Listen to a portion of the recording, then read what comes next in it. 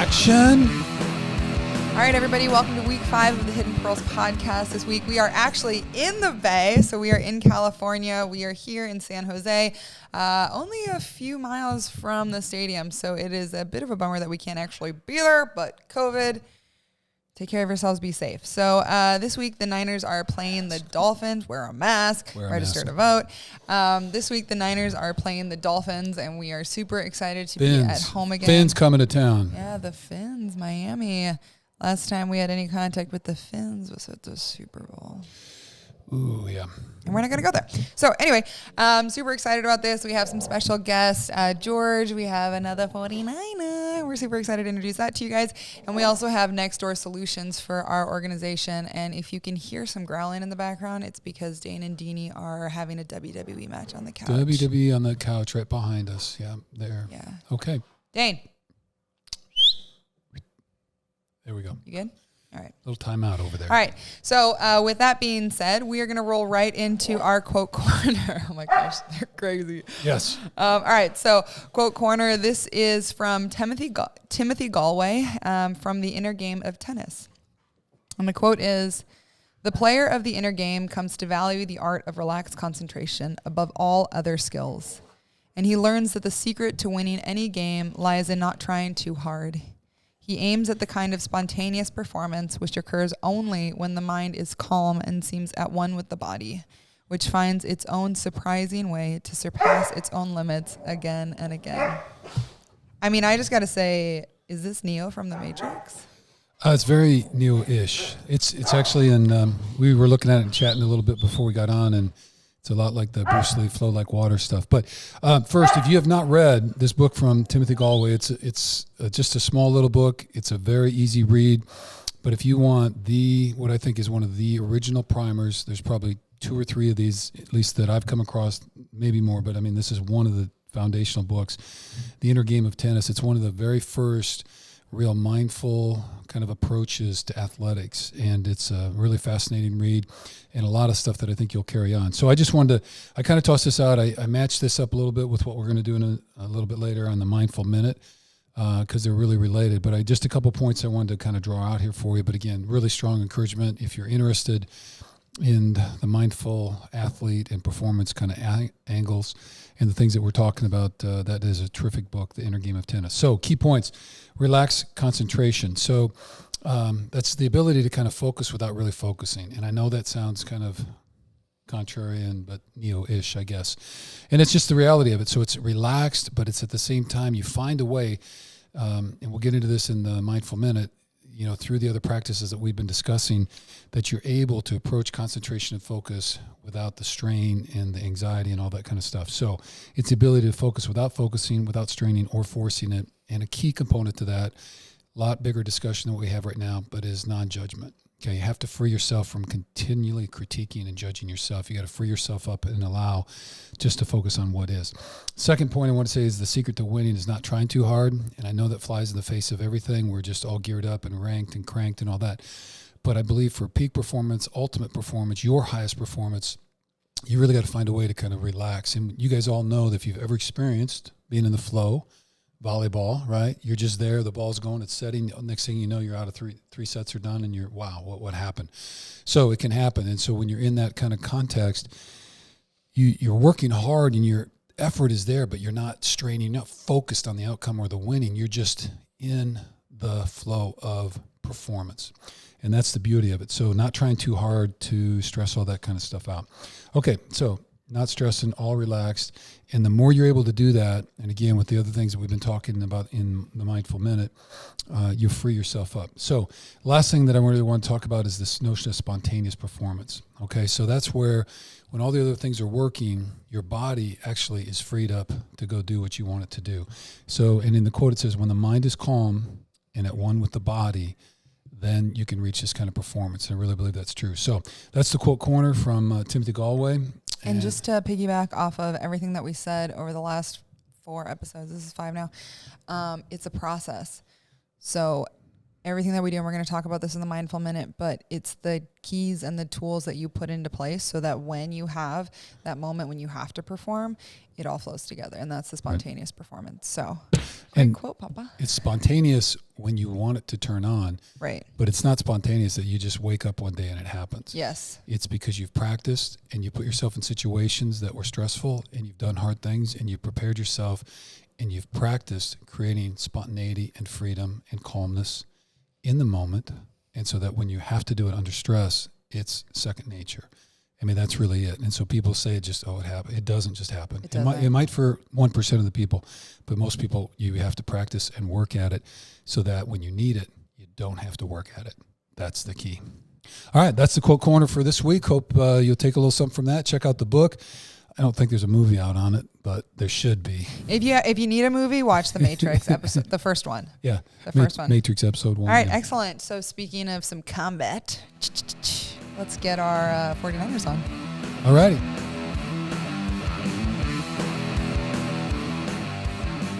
Garrett Celek's in the house. Yeah, baby. Here we go. Hey. All right, week 5, 49ers are versus the Dolphins. We are super excited. Georgie, just while I'm reading this, everybody who's watching on YouTube, please take a look at George's shirt because it may or may not be backwards. Okay, so most of you Niner fans listening will know Garrett as he is one of the few NFL players to have the distinction of playing his entire career with one team, the San Francisco 49ers. Always a fan favorite who in his last few years was known as Celek time upon each spectacular completion or touchdown scored. Garrett Bartholomew Celek graduated high school from La Salle High School in Cincinnati, Ohio. Yeah, baby. Home of football. Yeah. He played his college ball at Real men's Michigan football. State. Yeah. And then signed with the 49ers as an undrafted free agent in May of 2012. After playing his entire career with the Niners, Garrett announced his retirement in February of 2020 after the Niners Super Bowl. Garrett is one of 6 children and is the brother of former Eagles tight end Brent Celek and the wife of Sarah Celek, Pure Bar Monopoly owner. She's going to take over the world. Okay, so let's just kick it right off. Celek, your rookie year was when I graduated high school. That's awesome. Yeah, I know. When we years ago when we were talking, I thought about that one day and I was like, oh, that's kind of weird. It's kind of weird. So how old are you now? 47. 32. Almost forgot. 32. Yeah, it's your kind of slips on. Okay, wait, one correction to the bio. So you better check your Wikipedia because it's got you for 6. Really? Yeah. So Wait, how many kids are there? He says just 5. 5 of us. Oh. Okay. Are you sure? All right. From the stories that you've told me about correct your family, I think one might be missing. Yeah, right. Did you trade it for? Are you sure? No, I think Kenzie ate one when she was in the womb. Did you trade So there it? might have been 6 at one time. Yeah. No, right? did you trade it for some cats or something there? We won't get into that. That's for another pod. Okay. Okay, so Garrett into retirement. We really appreciate this. You're our first veteran player on the show, so thank you so much. Okay. Thank you. Yeah, setting the bar really high. Yeah, so let's just dive right into it. Who is better, you or Brent? Ooh. I got to be honest. He played 11 years. He's got a Super Bowl ring. He's a beast. But if you said who's more athletic, Oh yeah. Oh, yeah, no doubt. 100%. Easily. he's a better football player. He just kind I'm of felt, more he got athletic. lucky falling into the right spot. Yeah. Anyway, What's that? He just got lucky falling into the right spot, System tight end. Yeah. Yeah. His Yeah. Success because of the system. Yeah, no I did. doubt. So, well, clearly you're more athletic because we've seen that. Yeah, Yeah. 100%. Oh, yeah. Powerful. Okay. I taught George everything he knows. Yes, I know he says that. I do often not say that, but I do. All right. Okay, so we're down. We got the 5 sisters. So where are you in the 5 then? Middle. You're Directly the in the middle middle. child. It Oh, goes boy, girl, boy, girl, boy. okay. Pretty cool. That explains They a plan lot. Are they all in Cincinnati? Just my 2 sisters. Brent and Tyler, they both live in Philadelphia. Okay. All right. Okay, good. And then I guess the other Brent question we had was how bad did he beat you as a child? There were some times where we had some hellacious beatings. How many years older And than you? mind games, like we used to play. Like I remember one time he held me down and he would like spit in my mouth, like just messed up stuff, you know. So how many years older than you is he? He's 3.5 years older. Yeah, that's a lot growing up. Yeah. Wait, is he bigger than you? I don't think. I think I've met him once. Oh, Garrett. Yeah, when we were kids, he was a lot bigger than I was. I can't wait for He this. I mean, 3 overpowered years me. is huge. Like, and did you ever like wait for I'm him, 3 like years coming down the older hall, than like jump out and hit him with a bat or anything to make up for it, or like? What a start to the episode. You know what? I think I was usually like throwing shoes at him as I was running away. You're right. Okay. Yeah. Okay. Yeah, it was childhood was awesome. All right. We're Well. hot, baby. Keep it riding. Okay. So let's see. So then you left Cincinnati, Ohio, and the glory of LaSalle, which is big time power football team, right? Mm-hmm. Well known. Okay. And then you didn't get recruited very high, and you were forced to kind of go to Michigan State. So my question is, Yeah. how hard was it to overcome the shame of attending and having to play and go to school at Michigan State? I mean, that must take years to overcome the trauma. I mean, have you been seeing a therapist all this time to overcome that? Is that what you've been doing in retirement? Like, Oh yeah, just been reminiscing on dig through that much of a pain? nightmare it was, you know, every day. Right. Okay. No, I loved it. That was some of the best 5 years of my life. I really, really enjoyed my time at Michigan State. You know, I did criminal defense work for a long time, and I've had clients get out of jail after doing a nickel, and they'd say the same thing. Yeah, Penn was the best 5 years I ever had in my life, dog. It was great, man. I didn't see my wife or girlfriend for 5 years, man. It was great, yeah. Well, I'm glad that you were able to reframe that and had good thoughts about Michigan State, so that's good, buddy. All right, so Niners, though, 7 years at the Niners. You guys are just crushing him. Is that right? This is hilarious. You guys are so mean. Garrett, I've not said any of these things. All right, we're getting into the good stuff now. All right, Holy cow. Niners for 7 seasons. Garrett is also. Let's just point this out. Okay. Garrett is also a groomsman in George's wedding. Yes. His second wedding. That is yet to be Yeah, second determined. one. I know what I knew you for 2.5 years and asked you to do that. Yeah, he's kind of a cool guy. I like him a lot. So Yeah, that's he's why a real. Yeah, that was. Not that I was surprised, but it was very appreciated. Yeah. Well, we're glad you're coming because then I know I've got somebody to hang with. Garrett's What's that? I'm glad you're going because then you'll be in Italy and I know I'll have somebody I can kind of Oh yeah. hang out with when Claire gets mad at me for doing something or not doing it. But anyway, okay, how many different head coaches did you have while you were at the Niners? Oh, let's see. Oh, Well, I don't want to I'm stump gonna you. forget them. I think I had 4 or 5. I think it was 4. I had Harbaugh. I had Tom Sula, Chip Kelly. Yeah, and then Kyle. So just 4. Just 4. It went Chip to Kyle. Yep. Dang, I almost forgot about that. Yeah. Yeah. Okay. So He was just 1 year. He was only there for 1 year. yeah, that was pretty quick. Okay. Really fun. So, and we're not going to go down all because the Niners, it's been a rough road a little bit of those times. And so, but you had some highlights as well. So how about just a couple of highlights? Because that's a lot. And so not like don't think you're leaving anything out, but like, so from an individual level, maybe a team level, like what are maybe just a couple highlights during that 7-year career? Because you saw a lot of football, played in a lot of games, and had the ups with Super Bowl appearances and then some downs with some bad seasons. So, but anyway, what are some highlights in there that you really remember and that stick with you? Ooh, ones that really come to mind first is Georgia's rookie season, because the season prior to that, we only had, I think, 2 wins, 2 or 4. I think it was only 2 wins. So I mean, we were Right at the end, right? Yeah. bottom of the barrel, and then Kyle comes in and we're still, had a rough start. Yeah. And then, the last bit of the season, we really changed it around. And just to be able to see that, to be able to overcome that adversity I'll never forget that. And 2, our locker room changed a lot that year. And I've never been so close with a group of guys ever before in my life. So that to me was awesome. Okay. Very memorable. So the first year, because what'd you end up, was that 10 and something or because His rookie year? Oh, your rookie year? My rookie year? Yeah, We it went was- 6 and 10. 6 and 10. Yeah, that's We right. went 5 straight at the end. 5 straight at the end. Yeah. Yeah. So it really Yeah. there's some mojo there. People were feeling good about it. You guys came. So I mean, we honestly thought if we went to Super Bowl that year, we were going to win. Yeah, if we went to the playoffs, we would have won. If we Yeah. if we Which would year have was beat this? this was my rookie year. If we would have Oh, beat yeah. Seattle, we would not have gotten eliminated. And if we would have won like 7 straight, or 8 straight, we would have made the playoffs that year. Yeah. We lost to remember. Seattle. And Right. then Yeah, I we would say were on fire. we won those 5 games, and then we went to Vegas after that. Right. And that was a blast. Okay, before Vegas, Oh but the first, but in the We losses, don't need right? to talk about it, but the like, first we were 5 on a- games. we were on a roll. I still have Snapchats from those days All right. saved. In the first 5 games, though, that's where you like lost by like 2 points, like 5 times. Yeah, we like, knew we were. Yeah. We knew You we were were a good close. team. It just, Yeah. we are missing, maybe a few key players. Jimmy coming in really helped. That was nice. Yeah. Okay.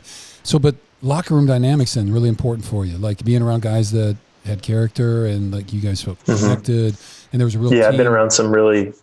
I'm not going to name any names, but I've been around guys that they're not good guys, and it just makes life so much harder. Right, disruptive. Having to work with those kind of guys every day. Okay. All right. And then Did you ever, like, once George came into the scene, did you ever think about growing a mini bun or like growing your hair out?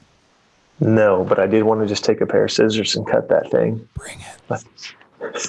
Okay, then. All right. Any other team or individual kind of highlights that kind of really jump out at you that you'll remember after that very storied career? Not individual. I mean, I have some, bunch of things here and there individual, but What was your single greatest game performance? Like when you look back, what's one of the top games? That you I have a remember? story of yours that I I was going to love. say, can we get a GK story in here? it's probably the Giants game. What about your Seahawks game when you were sick? Like, that's just a great story in general. Oh, wow. Yeah. So, that whole season was just a nightmare of a season because, like, Wait, so week what year 2, are we in? Is this your second? Okay, now Garrett, I'm remember, gone. I'm not you there can't yet. go over Oh, 40 okay. minutes on the story now, right? oh, no, it'll be quick. I'll go. I'm not on the team yet. This is before I'm there. Okay, what year? 2016. Okay, 2016. Got it. Who's head coach? Chip. Chip Kelly, Okay. All right, we're at Seattle or at home?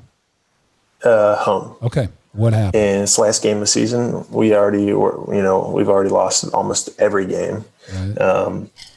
I had broken ribs and a hernia. Wake up Sunday morning. Yeah, it's a nightmare. You're going well. It's a good season, yeah.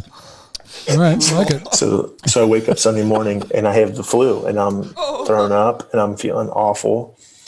And I go in and I tell my coach, I'm like, Coach, man, I was like, I can't stop puking. Like I'm struggling. I was like you gotta start somebody else, for the game. And I said, I'll be able to help out, but I'm dying.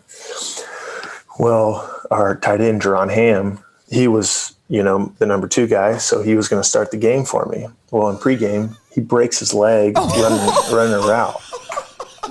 And I was Somebody hit him or what? Freaking way. No, we feel terrible for him. But Oh, We do, yeah. sorry. Oh, I felt But terrible. Crazy. But it's the crazy fun. scenario is Oh yeah, hilarious. yeah. Straight Sorry- up, that is sorry, brother. That is a shit. It was situation, just but, I like, couldn't believe it. And I was like, oh my God. And then we had already lost all of our tight ends and they were all on IR. So we had signed another tight end the week before. So he'd only been in our offense for a week.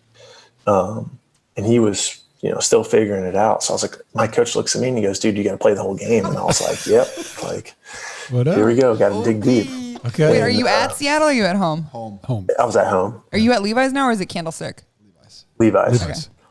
And I was like, if I was on the back side of a play, I was just diving because I didn't have the energy to literally get hands on a block. So I just tried to cut a guy every play. And it was like I think it was the last play of the game. I caught a touchdown. I ran a Swirl. flag stop, Corner stop. corner stop. Yeah. Love that. And I didn't even celebrate. Well, because the next year, Just drop the ball. John Embry, he was just like, dude, he goes, you scored. And he goes, you didn't even celebrate. I was like, yeah, we only won 2 games that year. I was sick. My ribs were broken and I had a hernia. I was like, I had nothing to Do we celebrate. love football or what, baby? Come on. What were you doing when you weren't in the game, like when you were on the sideline? Oh yeah. So after every series, I'd go to sleep on the sideline and they wake me up before every time I had What to are you go laying out. on the Wait, bench like, or the floor, the straight ground? Or up what? pass out. Yeah, I'd put a towel over and I was so exhausted I would just go to sleep. And then they'd wake me up before I had to go back out. Okay. There's a highlight for you. All right. Yeah. That is one of my favorite. George, have you ever fallen asleep on the Oh, that was a nightmare. It seems like a lot of adrenaline. Hey, if you guys think that you have persevered through things, listen to Garrett Celek tell us a football story. That's some good stuff. Holy Okay. shnikes. All right. Let's see this. We had down. Oh, my heart. All right. Who were, and I know for that, this is Garrett. hard, and I'm not like trying to say there are other, but Did you have who were some favorite characters or players, along the way? Did you have a couple that you really, really enjoyed playing with that were great in the locker room, or just people you really enjoyed? This guy's number one by far. The little GK. All right. Yeah. Other guys early on, I'd probably say most influential would be Vernon Davis, Delaney Walker. Yeah. Those guys, I came in and I was not even close to being on their level. But that still didn't stop them from like bringing me along and, trying to teach me things and stuff like that. So those guys really helped influence me on early on. And Garrett, I was thinking about that because, we've talked a little bit about kind of mental prep and doing all that. I mean, coming in as a undrafted free agent's a different deal. And, so what's your mindset with that? And like your evolution from, you make the squad, so now you're on the team, and then you move from kind of, at least in my mind, kind of that survival, like I made it. And then you're kind of working into trying to be a good player and all that kind of stuff. And then finally to the point where you're the starter. So how's that mindset transition for you there? Where do you start? How do you believe in yourself? You're trying to get your footing and all that kind of stuff. And Jordan Reed and those guys are trying to help you. And there you are kind of growing into it. So Jordan Reed? I'm sorry. Delaney Walker. Jordan Reed was playing Davis. there? Sorry. No, he was. Oh, okay. Yeah. I was like, dude, that guy is Yeah. So can you just walk us through your mindset a little bit, how when you started and then where you got to? Oh man, honestly, it was just like I just Garrett, how took long? it. When, like in your career, when did you become a starter? Oh, I don't know. I feel like I never really did. What do you mean? Except for that game that we just talked about. 2017? Yeah, I would say, I don't know, maybe 2016, 2015, somewhere around. I'd say with Chip. I started that year. So we had a few years to kind of grow into it. What's that? There were a few years where you kind of like built up. Yeah, and, it was like had 2015, leaders. 2016. Those 2 years was really when like my role increased Okay. a lot. Okay. And what was that process Yeah. like?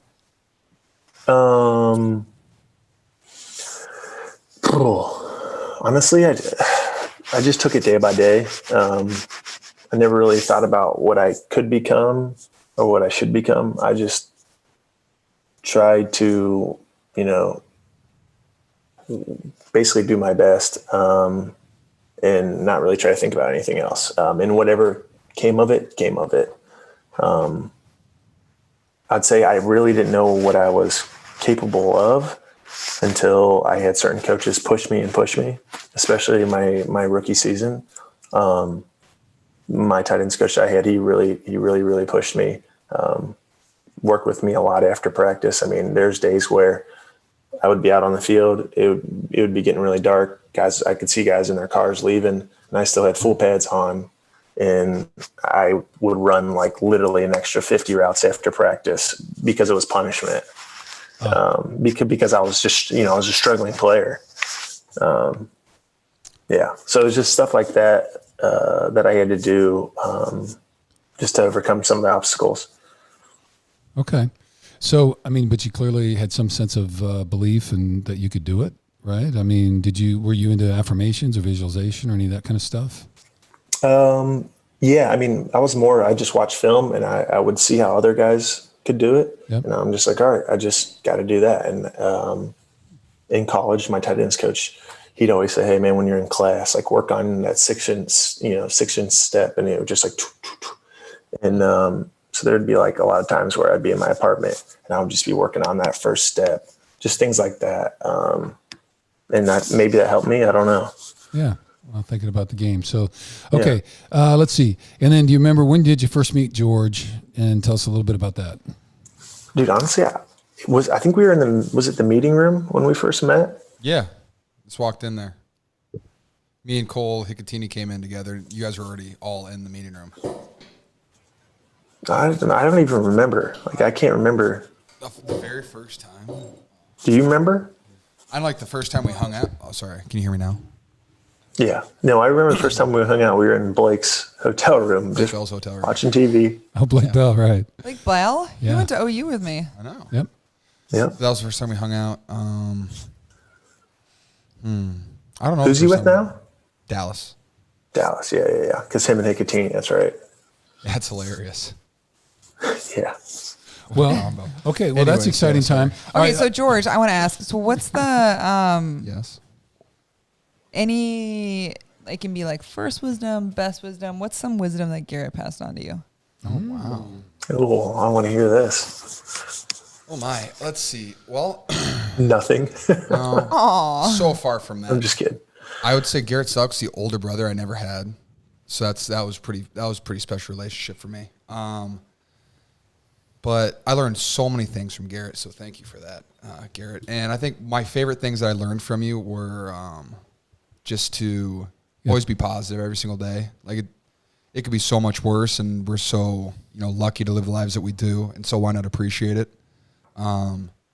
You definitely showed me how to, because my rookie year was tough for me because I couldn't understand, like I couldn't grasp the offense. I was nervous. I couldn't catch a pass in practice. And Garrett would always, because he would drive me to and from work every day because we lived in the same apartment. And he would always just be like, oh, dude, fuck it. Like, you're fine. Like, just go home, relax, don't think about it. Show up the next day. It's a new day to be great. Like, just go try to be better tomorrow. And I was always like, yeah, I mean, if you think of it like that, then yeah, it's definitely. And like one thing you always said was like, great, like we're going to keep playing football. Like you get more opportunities to get better and all that. So it's like really helped me through my rookie year. And it was also awesome to see like, the type of guy you're in the locker room, which was so cool. Like Celek and Joe Staley, in my opinion, were the locker room. Like especially my rookie year and most of like all of last year. Like they were just like they set the tone every single day. From like everyone Garrett has a relationship with every single person in the locker room. Knows their name, knows. I feel like I'm like the jokester, like not the jokester, telling stories. You're not even the jokester. You just make everyone feel comfortable. Like everyone can have a conversation with you and be totally comfortable. You're like a Huggy Bear. Oh, dude, it's the best. You could have the worst day ever, and Garrett will find a way to spin it to be positive. Like, dude, I messed up. I had 20 MAs. I had 5 drops.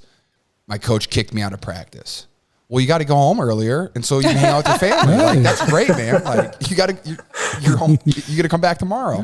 But you'd always find a way to spin it. You're like, yeah, sure. But yeah, I don't think I've ever seen you have a negative mindset about anything.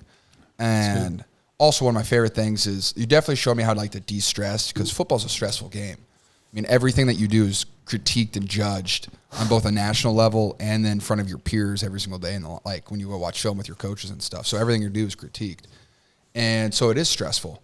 And he just showed me like, hey, like it is still just a kid's game, and so when you treat it like that and you just have fun, it's going to be really easy. And like you were so great at taking big things and like these huge concepts, like Monday night, like my first Thursday night football game, I was freaking out. I was like, oh my God, like the whole world's watching. You're like, oh, dude, it's just football. Like, just go out and play, have a good time. And so he took the biggest things, you made them so small so they didn't even matter anymore. And so I probably told you some horror story of what happened to me, and probably maybe like, oh, as long as that doesn't happen to me, we're good. No, literally 100%. You had so many of those stories. Like, dude, yeah, my first Monday night football game, a dude picked me up and broke me in half, put me on the sideline. Right. I got the quarterback killed. Dude, don't worry about it. Shit happens all the time. I fell asleep on the sideline. Yeah, dude. He's like, because I will never forget this too. I had a clip against Arizona my rookie year, and it was a run, and then if they liked the look, we were going to change the play to a pass. And it just changes whether I block like one guy or if I pass pro on the other guy. And it was loud. And me and Joe Staley were talking. I didn't hear the can to change the play, so I thought it was still the run. He said hike. It was Chandler Jones right outside of me in a wide 9. And I thought it was a run, so I go down on Staley's hip. And Chandler goes, and I saw it last second because I saw Staley pass it. And I was like, oh, no. I see Chandler Jones just whiz past me. I was like, oh, that's when I was like, what's his Hoyer? name? Hoyer blew his knees out. Oh, dude, he folded him in half. Like, this was Hoyer's body, and he folded him in half backwards. The fact that he came back into that game. Oh, my gosh, dude. So I had that experience, and after the game, I thought my career was over. Like, I was done. But in the game, I'm pretty sure it was like literally the next snap, I come off the sideline, Embo's reaming me. He's just like, are you kidding me? And you just come up to me and go, hey, that's not that big of a deal. Like, CJ got to go in for a play. Like, he had to play. It's good. Brian's going to be fine. You got the next one. Don't worry about it. Dude, don't even worry about it. You're good, man. You're good. Literally. Just catch a touchdown and everybody forget about it. Okay. And we are back from our break. Welcome to the Hidden Pearls podcast. We are rolling again. We're all wearing masks because we had to have somebody stop by to do something, and so we are protected. Anyway, we're back with Garrett Celek. Garrett, thanks for hanging on with us there. Sorry, I know it's getting a little late. You're out east. We are now rolling into the fashion preview. Right. So speaking of our new accessories, George, can we just talk about let's talk about mine first. So mine is a blue paper mask. George, what are you wearing? Rude Vogue skull mask. Thank you, Rude Vogue. Nice. Rude Vogue. And I clearly look better than all of them. Oh yeah, Bruce's and Jason Momoa. Oh, okay. Yeah. Okay. Well, me and Aquaman, we got a lot going on. Right. Have you seen his new show? See? Oh yeah. Oh, Where's yeah. blind? With everybody's blind. Wow. Yeah, I haven't seen it. I So watched the first season. Dude, Is it good? It's kind of trippy. It is like Okay. you will. It's you're kind of It's like one of those clammy when things you're that, done watching it. That 'cause jerks you're your like- nervous system around. You're kind of tired because there's Okay. some edgy scenes, man. It's Yeah, you're exhausted. I only made it through 3 episodes, and then you're just kind of like, what the? yeah. If I could recommend a show, Ted Lasso. Ted Lasso. I never even heard. I've never even heard of it. What's it on? It's on Apple Plus. Okay. What's it about? And is it a show about a family from Ohio? No, it's Is it a story about cats? no. It's about a D2 football coach who becomes the head coach of a premier soccer league. Oh over in the yeah. UK. I said the commercials on. I'm sorry. Oh, Yeah, that yeah, looks great. Oh, it's so good. Is it funny? Is it like uplifting? What's it like? Both very funny, very uplifting the whole time. That's the one with the guy from The Hangover. Yeah, Right. Jason Sudeikis. Yeah, he's hilarious. Good old Jason. Okay. Is that Okay, so let's roll right into some fashion. So, George, you look like you have something you want to show us. Okay. I just got these Literally today, I picked them up from the mailroom. yesterday. Okay. Pretty excited. These are the Air Jordan 3 retros. Air Jordan 3 Retro. I don't George know- is a I don't size even know what that 13 if means. anybody ever wants to send us shoes. I'm an 11. I'm not. I would say 14 this- here. 14. 11 in women. So like a 9.5 Ooh. Nikes. Let's take a look at that, sports fan. Those are beauts. Anything on the inside that we? Why? What's the lightning What's- bolts on the what- background? Ooh, lighting. Oh, I think it's called fractured. I'm pretty sure. Oh, okay. I have a couple pairs. Will you hold it up for that camera, Bruce? That light is so bright. Ooh, ready? And the crowd's Fans are going crazy. Fans are going crazy. Hold them back. Security. Keep Claire, them back. calm down. Keep them back. Oops, shoot. Both buttons. Okay. Wow. And those are new now. They may or may not be on the. Oh, we can take them off. They may or may not. How be many up. pair of shoes do you have now, George? Can we take it off? My shoe. All right.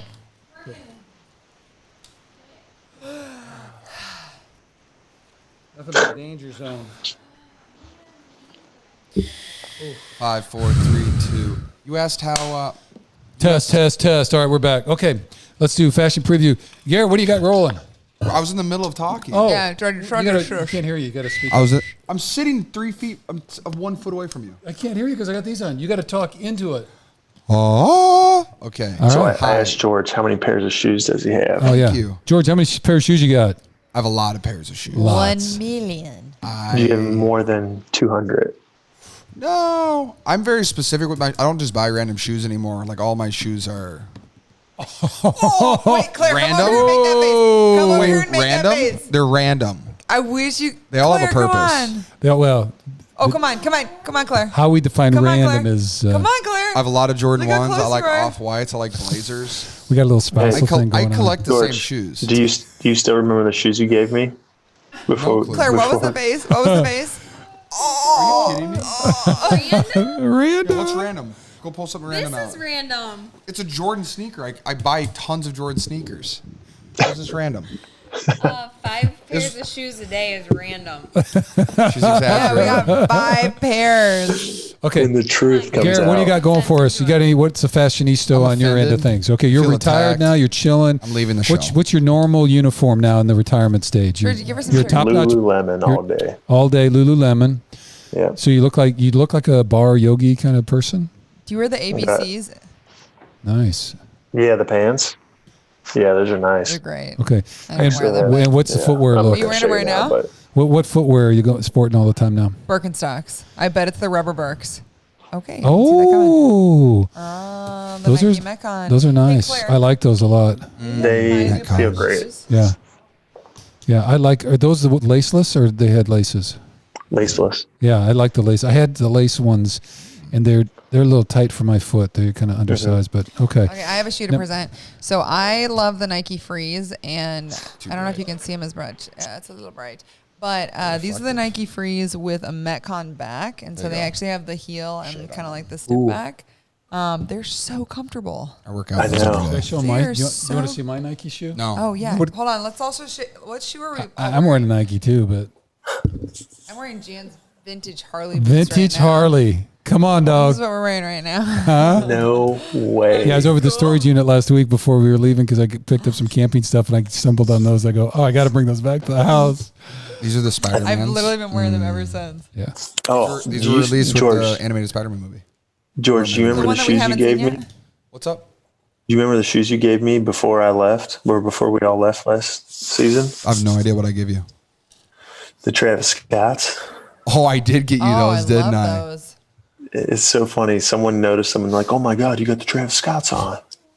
I was I like, did get you a sick pair of shoes. Whatever, right? sure. Yeah, right. I know. That happened to me. He got me a pair of shoes and I was in Nashville and I don't know where I was at. And some guy goes, where did you get those? And I go, what? And he goes, your shoes. I go, when my son got them for me, he goes, yeah, I kind of figured they didn't look like they quite fit a guy your age. I go, what's that mean, dog? He goes, but those are cool. I've been looking for them, but I can't find them. I go, yeah, okay, thanks. So I like nice shoes. old guys have cool shoes too. Okay, then, but how about this? Just give us a Put on little a shirt. rundown on your game day vibe. What were you back in the day? Were you a suit guy?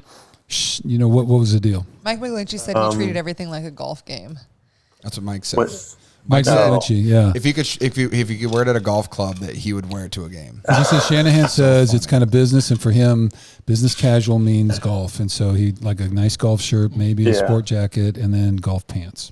Mine was just dependent on the coach because, you know, obviously I had different coaches and they all had different, basically requests. So like Harbaugh was always suits. That seems. I don't remember. I didn't really like the suits. Yeah. Can't I stand just wanted to be real. I didn't want to have to think about having to iron my clothes, you know, all that stuff. I just wanted to be focused on football. I didn't really care about, you know, what I really looked like. But normally I'd just wear a nice pair of jeans, some nice shoes, and like a button up, or maybe even a Lululemon top. You know, Yeah. All about the Lulu, man.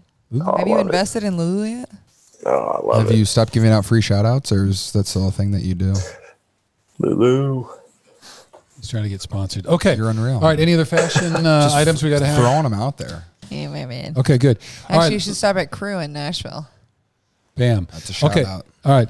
Let's talk some football. Niners coming into this next week, 2-2. Last game lost to Eagles 24-20. 24-20. So I got a couple questions, George. You can people kind of saw it, what worked, what didn't work.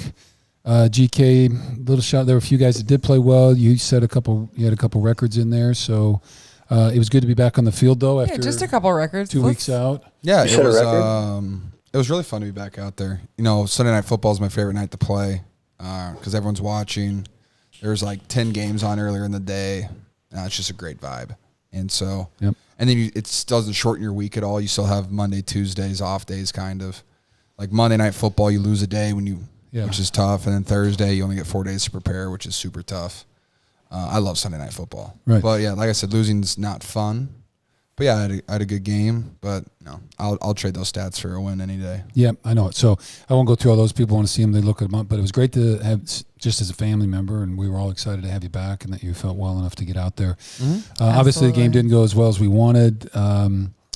So had some sacks, and obviously the turnovers were key. Had fumble and a couple interceptions and all that kind of stuff. So I know everybody's working on that. So can you give us a little update just on how's the vibe right now? Because I'm sure everybody's disappointed because that was a game I think people felt like you could have won, and I'm sure looking at the tape, there's a lot of spaces in there that you could have a couple things different here and there, and probably comes out with a victory. So what's the vibe, and what does Coach Shanahan?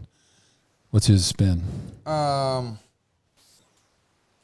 I mean, the vibe is actually really positive today. You know, guys came into work, the offensive line was humming, defense was moving fast, and it's, you know, tough after a loss like that is, you know, a big part of how the next game goes is how the guys come in and rebound and, you know, how they respond.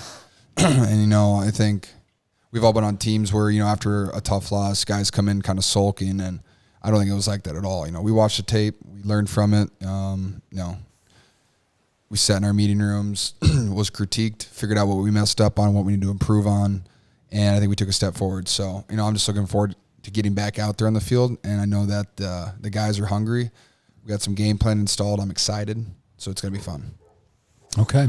Yeah, it's really true, right? 24-hour rule, whether it's a win or a loss, can't spend any more time on it than that. You got to move on because it's a 16-game season and get ready for the next one. Okay, and then any special focus or with Coach Shanahan or just same deal? Just be a professional and watch the tape, get better, and come out next week ready to play. I would say do your job, get better, play some football on Sunday. All right. His presser today came out. He said he was a little bit pissy.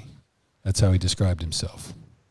So I don't know if you want to confirm or deny that, but that's how he described himself. He said he watched the tape and saw a lot of gaps in there where we should have won that one. So, but anyway. Yeah, whatever Coach Shanahan says, I agree with. Okay, there you go. Excellent. So let's just do a quick shot because we just talked about last week's game. Let's turn and look at next week's game. So we're playing the Dolphins, who come in for our fifth game, week 5, 1-3. Dolphins lost last week to Seattle, 31-23. Losses to New England and Buffalo and Seattle, and they defeated the Jags. In the Seattle game, they were close at halftime, but their first 5 possessions are all resulted in field goals. Had a little struggle in the old red zone. Yep. They, as far as statistics go, offensively, they are in the 21st or worst in every category. And their quarterback is the leading rusher, old Fitzpatrick. So Fitzmagic, yeah, no Great doubt. beard. So points allowed on defense, they are 13th in the league, 9 sacks. They're 16th in the league, 2 interceptions, 18th, and they're giving up 4.6 yards rushing. So anyway, George, Nice. what do you know about the Dolphins? They're 1-3. They're kind of battling. Everybody's waiting for Tua to take over, but let us know. You guys haven't really – where you at with the scouting, and what can you tell us? Anything? A lot of information on the Dolphins. Well, sure. Now we got a few games to kind of look at, so they got numbers. Looking forward to playing them. They're similar to the Giants defense that we played a couple weeks ago. Kind of from the same tree, I'd say. But they're playing teams really well. They had a chance to beat Seattle. They had a chance to win the game before that. My guy Matt Breida is on the Dolphins now. I know Breida the cheetah. He's having fun, and he thinks they're getting better as well. So I know it's going to be a team that's hungry and they believe in themselves. So we're going to get their best shot like we do from every team every single week. Yep. Yeah, no doubt. So it'll be exciting. They're coming into Levi's, so we'll be working on that. And what do you got for us over there? So the last thing that we have for you guys, Garrett, we know you're staying up a little bit later on the East Coast, so appreciate you. But one of the main focus of Hidden Pearls, our podcast, is to focus on service and giving back. And so we do a charity focus every single week. And but something that we want to know about is what the role of service and giving back was in your life. And so while you were growing up in college as an NFL athlete, can you just talk about service and, how that was how you participated in it in your life and in your career? Yeah. So the most memorable one would be the time that my wife and a couple of teammates of mine and their wives, we all went to Haiti. The 49ers partnered up with Convoy of Hope, and we were there for about a week, and we were in Port-au-Prince, and then we went outside of Port-au-Prince, and you just got to see how they were living, the conditions. They were still coming back from an earthquake, and basically they were devastated by that. But it was really cool to see what Convoy of Hope, the impact they had with the people there, and some of the things they were doing. So it was pretty eye-opening for myself and basically everyone that was there with us. But yeah, the goal for us going there was just kind of to see what they were all about and then try to raise money and try to change some lives. Have you been back since, or do you have any desire to go back? No, that's a one and done for me. There were a couple situations that were pretty sketchy, being over there, and I don't really want to be in that situation again. Yeah. I'll take your word on it. basically the only way that I could help is to fund certain things. So me specifically being there, there's not a whole lot I would be able to actually do. Whereas people already have a structure set up there that you just should fund that, because it helps them more than you could ever help just by being there. Yeah. Going to Haiti's not about when you're there. I've been there twice. And so it's not about you really do anything. It's more about what being there does to you. Cause I agree. It's a whole different, because you get back on the plane, you come back to the States and you got running water and you got electricity and you got roads that are there. And just being there for even a week, it just changes your framework. Like, wow. I remember we went to an orphanage, and when we pulled up, there were beds on top of the roof. And I had asked him, I said, what are the beds on the roof for? And he said they were drying out because, there were 4 kids per they were single beds, and there's 4 kids per bed, and some of them would urinate in it. So they'd have to dry it out. And then they would take 1 shower a week, and that was just a ladle from the well that they'd pour over their head. And so I was like, man. And what blew my mind was how happy these kids were every single day. I mean, they didn't know any better, just being alive was amazing. So just to see that really opened my eyes up a lot. Yeah. So clean water, obviously drinking water is huge there, and a lot of other issues. So anyway, well, great. And appreciate you sharing that. And so, this week as we're rolling into it, so our charity focus this week is Next Door Solutions to Domestic Violence. So they're a local agency out here in the Bay Area whose mission statement is to end domestic violence in the moment and for all time, creating paths for survivors from crisis to safety, stability, and self-sufficiency. So we will, right after that, we'll be speaking with one of their staff people along with one of their former clients who are going to shares her story with us. And so encourage everybody to stay on with that. And Garrett, we really appreciate you. And I think we said this kind of. We miss you. Yep. In between the break, just back on, I want to say again that for George and being his father and as a family members, we all felt this, but you being there that first year was really literally like a life raft for some guy that got knocked off a cruise ship in the middle of the ocean, and the NFL was the ocean, and he grabbed onto you and was able to climb aboard and survive that first year. And we'll be forever grateful because you've been a good friend. It went both ways though for us, I feel like. Yeah. Well, I appreciate that too. Yeah. So anyway, but you've been a great friend and colleague and teammate and all those things. And you showed him the way in a lot of different ways, which still influence him today. So very grateful to you for all of that. So thank you very much. And thank you. I know this was late for you, and I appreciate you being on the show and bringing that back. And maybe we'll have to tag in when we get Joe Staley on sometime if we do that. Oh, yes. We kind of have a little, retire. Let me know. Yeah, so we'll try Thank you guys for having me. All right. Yeah. So, George, anything else or Em? Oh, Garrett. Get some wise words? Nah. Hit it on the head. Just glad we're still buddies. All right, man. I'll talk to you soon. Okay. We love you very much. All right. So that's Hidden Pearls podcast out of here with the player interview. And time. We will be up next with Next Door Solutions. Thank you, everybody. And, all right. Bye, Garrett. All right. We'll see you guys. Love you. 1, 2, 3, and guys. Peace. Cut. All right. See you, man.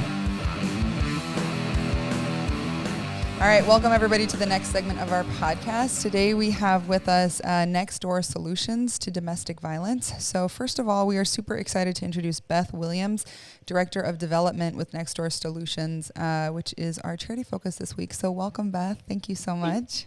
Thank you for having me. Yes, and we're also very, very excited to have with us Patricia.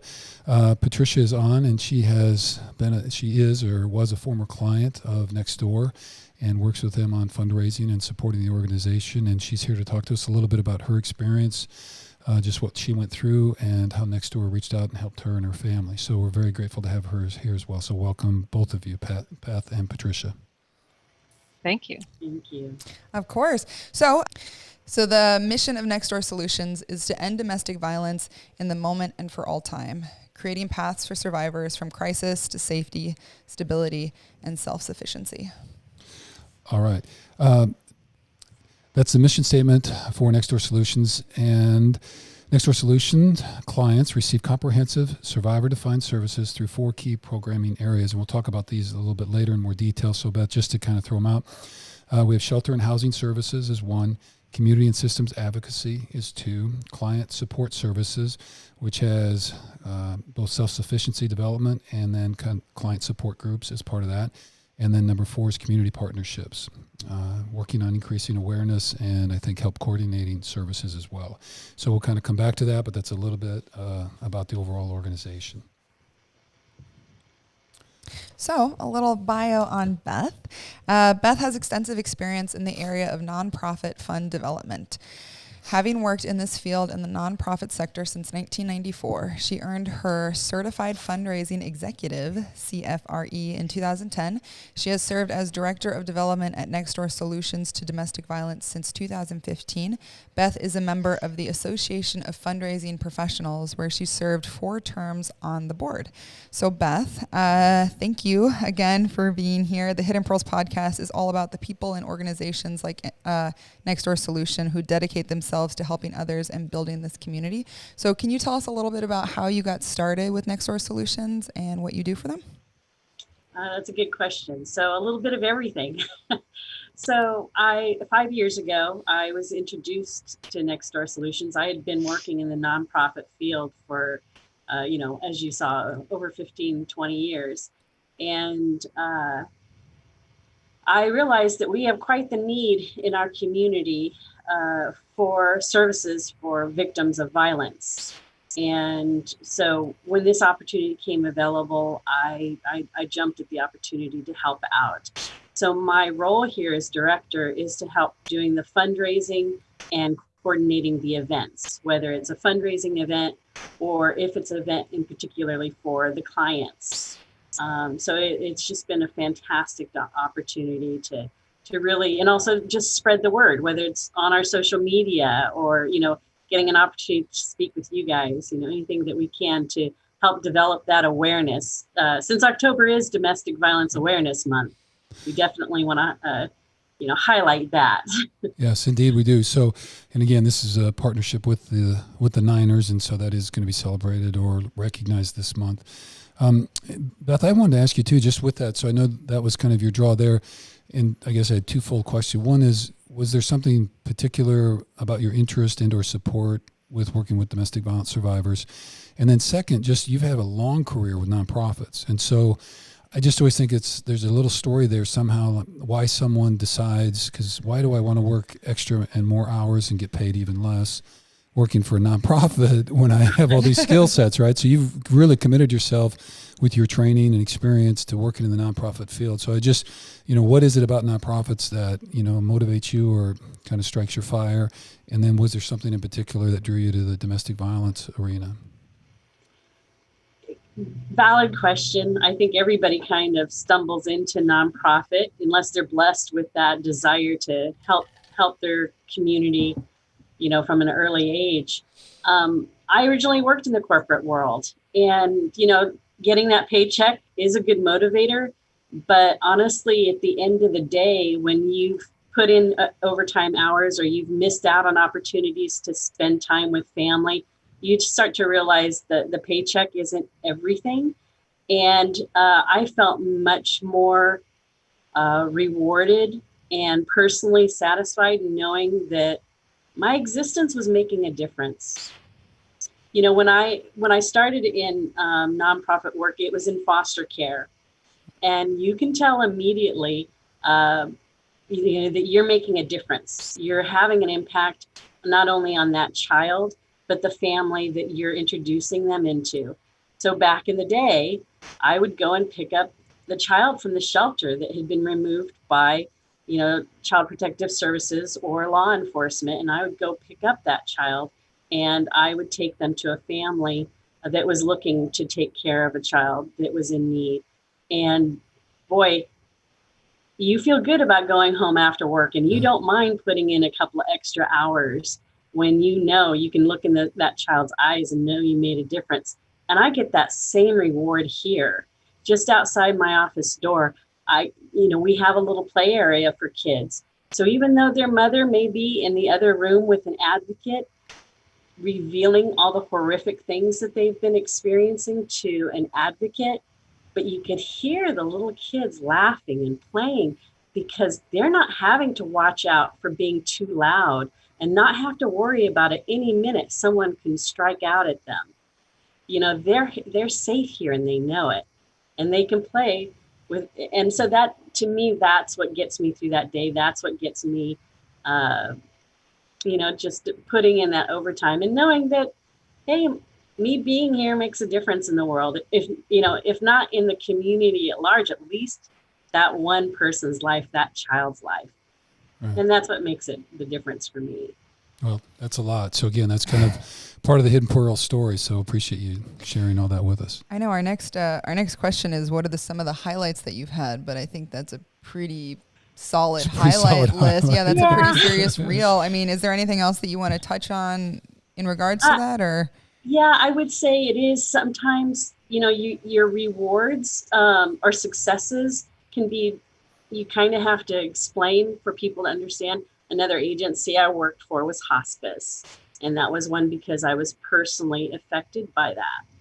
And so a success in hospice is very different than what, your typical person may say, hey, we sold X amount of widgets today.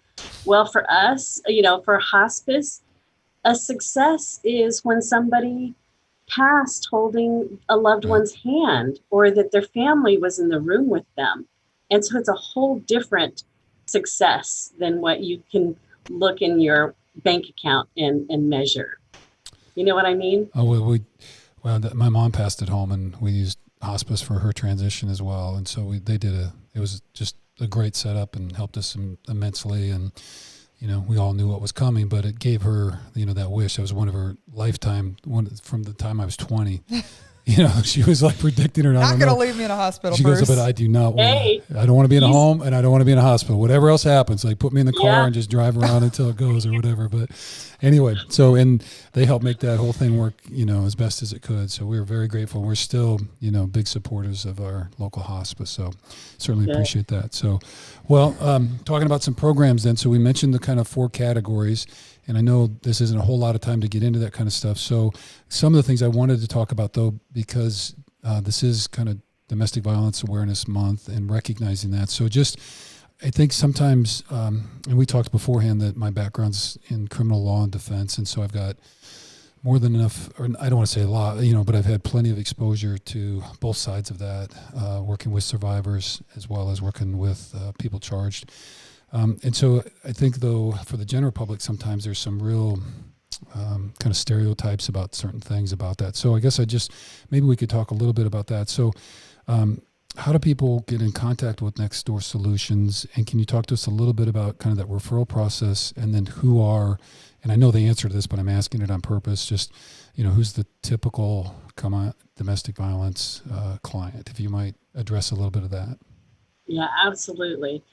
Lots of good questions there. And I have to say, there isn't a typical. There is not a typical. We all have this misperception that there is, but there isn't. People can have, at any age range, at any socioeconomic background. We have men that are clients. We have the LGBTQ community that is very affected by domestic violence. So anyone can be touched by this, regardless of what their income is or their education level. And that's why it's so important that we spread this awareness to the community in a variety of ways. And we do it any way possible. And I'll share with you, the 49ers have been very helpful with us. It was last season, obviously not this season. They had at their information booths, they had our little cards on, 5 things you can do. 5 things you can say to someone you suspect might be a victim. So any opportunity to put a card in someone's hand, to spread the word, to be, right now in particular, to be on social media, so that people know that, granted, we have our hotline number that we try to make sure it is available to anyone that might need it. But when you're looking at situations right now where someone may be sheltered in place with their abuser, they can't just get on the call. Their conversations will be overheard unless she can sneak away, into her car, or if she's at the laundromat. So we understand that. Our social media has historically been to share information about, how you can recognize it in a friend and what you should say, and just information on the issue altogether. But since last March, it's become a whole different tool for us. I've had more people contacting us through our Facebook chat and through, it's amazing how when there's a will, there's a way. When she knows that her life is at risk, she'll contact us. If that means chatting, in social media, because he's not paying attention to if she's on, somebody on a Facebook page. Even our website, she can click into that and it says escape on it, and it'll magically, if somebody walks in the room, the abuser walks in the room, she can click on escape on our website, which is nextdoorsolutions.org. And that gives her the opportunity to remain safe without prying eyes or, a listening ear. But we try to get the information out there as much as we can. And also partnerships. It's really important for us to make sure that everybody in the community knows that we're a resource. It could be your barista. It could be, somebody in line behind you at the grocery store that, something's not quite right, and even teenagers. We just recently started providing support for youth, because if he's texting her all day, she may think, oh, he loves me, how cute. That may just be the beginning of a very controlling behavior that can escalate into abuse. And so that's something you have to be aware of for teenagers as they're developing what healthy relationships look like, because they may not be getting that modeled at home for them. Well, and even with the social media stuff, it's like a whole new world. I mean, just because the social media bullying and just the controlling stuff and how it is manipulated that way. And just, I want to hit on two of the points you made about, communicating the availability of services and how trapped somebody can feel when they're in that kind of relationship because of the control issues that are placed, restrictions on money, holding credit cards, restricting phone access, all those kind of things, and how difficult it is. And just to get information to people and try to help them. You talked about escape, but literally that's kind of survive and escape kind of thing. And so how difficult that is. So, well, certainly appreciate all of those kind of pieces then. And so then the referrals come in primarily, somebody might nudge them or whatever, but a lot of the contact then is primarily initiated, I'm thinking two ways. One is directly from the client. So they picked up a brochure, heard about you guys, looked you up or whatever. And then can you talk to us a little bit about how do referrals work when a case is actually into the system? So if a woman or man or whoever is identified as a victim in a criminal case that's been charged, how do you guys work with the county as far as those cases getting processed and putting services out there for those victims? And that's a great question. So we very much try to avoid getting anyone in systems, so to speak, as much as possible. The typical process is when someone calls for help and they get on the phone. We have our phone number is 24/7, so they get on the phone with an advocate. First thing they'll do is a risk assessment. How lethal is this situation they're in? And then they'll move forward and do a safety plan. And then that plan is typically been based on, do you have family and friends? Well, of course, because of our current circumstances, that option is very limited right now. Right. Not a lot of people are able to open their homes to friends or family that are at risk because of their own caution around COVID. So what we do is we analyze it, and then if we have a shelter bed available, we're able to bring them in and put them in a shelter. Of course, we have safety protocols in place right now. We have a hoteling program so that we put the woman and her children typically into a hotel with its own little kitchenette until they get their test results back or they're quarantined. And then when a shelter bed is available, we moved in. But they still get all the ongoing services. One of them being, of course, a legal advocacy. So we help them with that restraining order. So we can help them get into that process of getting support. So we're their lifeline. In some cases, actually their lifeline. Right. Well, let me, so a little bit of the materials that we found. So just a couple. I actually just want to pause it. Yeah. So just in case somebody's listening to this and needs to hear what the hotline is, could you read that? And then also the number that you can text into? Oh, yes, absolutely. And actually it's texting online. So it's safe chat. Oh, hold on. And this will all be in the show notes too. So. Oh, good. Yeah, that would be great. So we'll put this in the show notes. This will be everywhere. We'll put it on our social media. But just. That would be great. Yeah. So if you're listening to it, the 24-hour crisis hotline is 408-279-2962. Again, that's 408-279-2962. Perfect. And for those that need the safe chat to go onto your, the website, it's safechatsv.org. And so that's how you can text in safety without anyone overhearing your conversation. All right. So safe chat. SV as in Silicon Valley. Silicon Valley. Okay. And again, whether it be our phone number, the 408 number, or safe chat, we can help anyone nationally. We can just redirect them to whoever our sister agency might be that's nearest them. But sometimes the safest option might be to remove themselves from the area that they're living in. Sure. Okay. So we can help, to explore all those options. Again, with the safety. Yeah. Okay. All right. We'll have all those in. So a couple things. So 49 years of success in saving lives and supporting the recovery of survivors across the Bay Area. And I think it was Patricia, when we were talking about that, said, hey, 49ers in 49th year. So there really ought to be something there we should do with that.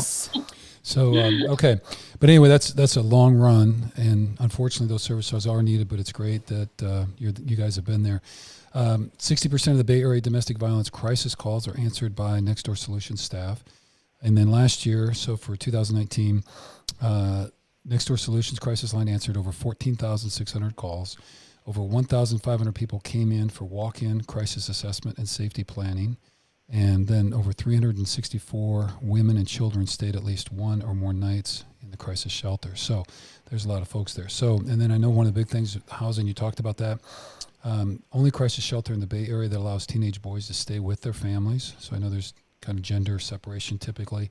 Also accepts pets, and we're here with 2 dogs, and so if they're barking later, you guys will know what's going on with that. So we have Dane and Deanie here in the house, so they, so no one's left behind. And then also are able to arrange separate crisis housing for men who've been abused from whatever situation. So certainly appreciate all that. So is there anything else you want to just add as far as kind of the total numbers? And/or have you seen a spike with the COVID stuff? I know it's made the delivery of services more difficult and complicated, but has it changed things as well with the number of referrals that you're seeing? Yeah, so typically we get around 40 calls a day, and that's been pretty consistent for a number of years. But with the COVID situation in the early days, it really did drop, and you can hear this, statewide, that the numbers dropped. People were being sheltered with their abusers and unable to make those phone calls. But we're seeing those spikes now as people are starting to go back to work and, being able to find more privacy to be able to reach out and make those calls. Our numbers are going up. And to your point, when they do get here, the cases are much more complex. The stressors you were referring to earlier have really been in play for 6 months now. And the children are at home and doing this distance learning. And so they're adding to the stressors, but they're also being exposed to it. So they're hearing and seeing more than they ever have before. And unfortunately, those frontline people that usually make that initial call for the kids, the teachers, they're not available to see this anymore. So Child Protective Services calls have dropped significantly because those frontline people, those teachers that know when they walk in the classroom every day that something's not right at home, they're not able to do that now. And so those cases, when they get to us, are much more complicated. And so going forward, it's really going to be on all of us to make sure that that cycle of abuse doesn't continue, because that's what we see is that typically the abuser, as was mentioned earlier, is it's typically the abuser has experienced it in their own home as a child, and they think that's how relationships are because they haven't been taught otherwise. Right, very cyclical in that kind of way about what we learned. But I think the tag there for me was just typically in the life of a child through different exposures, they're exposed to a lot of what we call mandatory reporters, people who have indication either of child abuse and or potential other domestic related violence. And they would have, when they cross paths, then there's at least an identification where something could happen and people get a referral. But because everybody's at home now, that control factor by the abusers even kind of, it's like a fortress almost because nobody can leave and you can't go anywhere and you can't get away. So really difficult and complicated situations. Yeah. And we were talking about partnerships earlier, but partnerships have been crucial right now in the area of health care, health clinics. And so what we've been doing is we've been partnering with clinics and going out and helping them learn how to assess when they have a patient come in, and those nurses are the first ones to know, boy, she's back again. And boy, this break, there's been a history of broken bones and I can see them in the x-rays. So what we do is we have a relationship with clinics. We go out into the clinics. We teach them how to screen for the domestic violence. We had one client who had gone in to see her doctor, and unfortunately, the nurse had brought her abuser in the room with her. So while she was asking questions, the nurse was asking questions, the abuser had his hand on her knee and was just crushing her knee so that she physically was, he was restraining her literally from being able to share that she was in a lethal situation.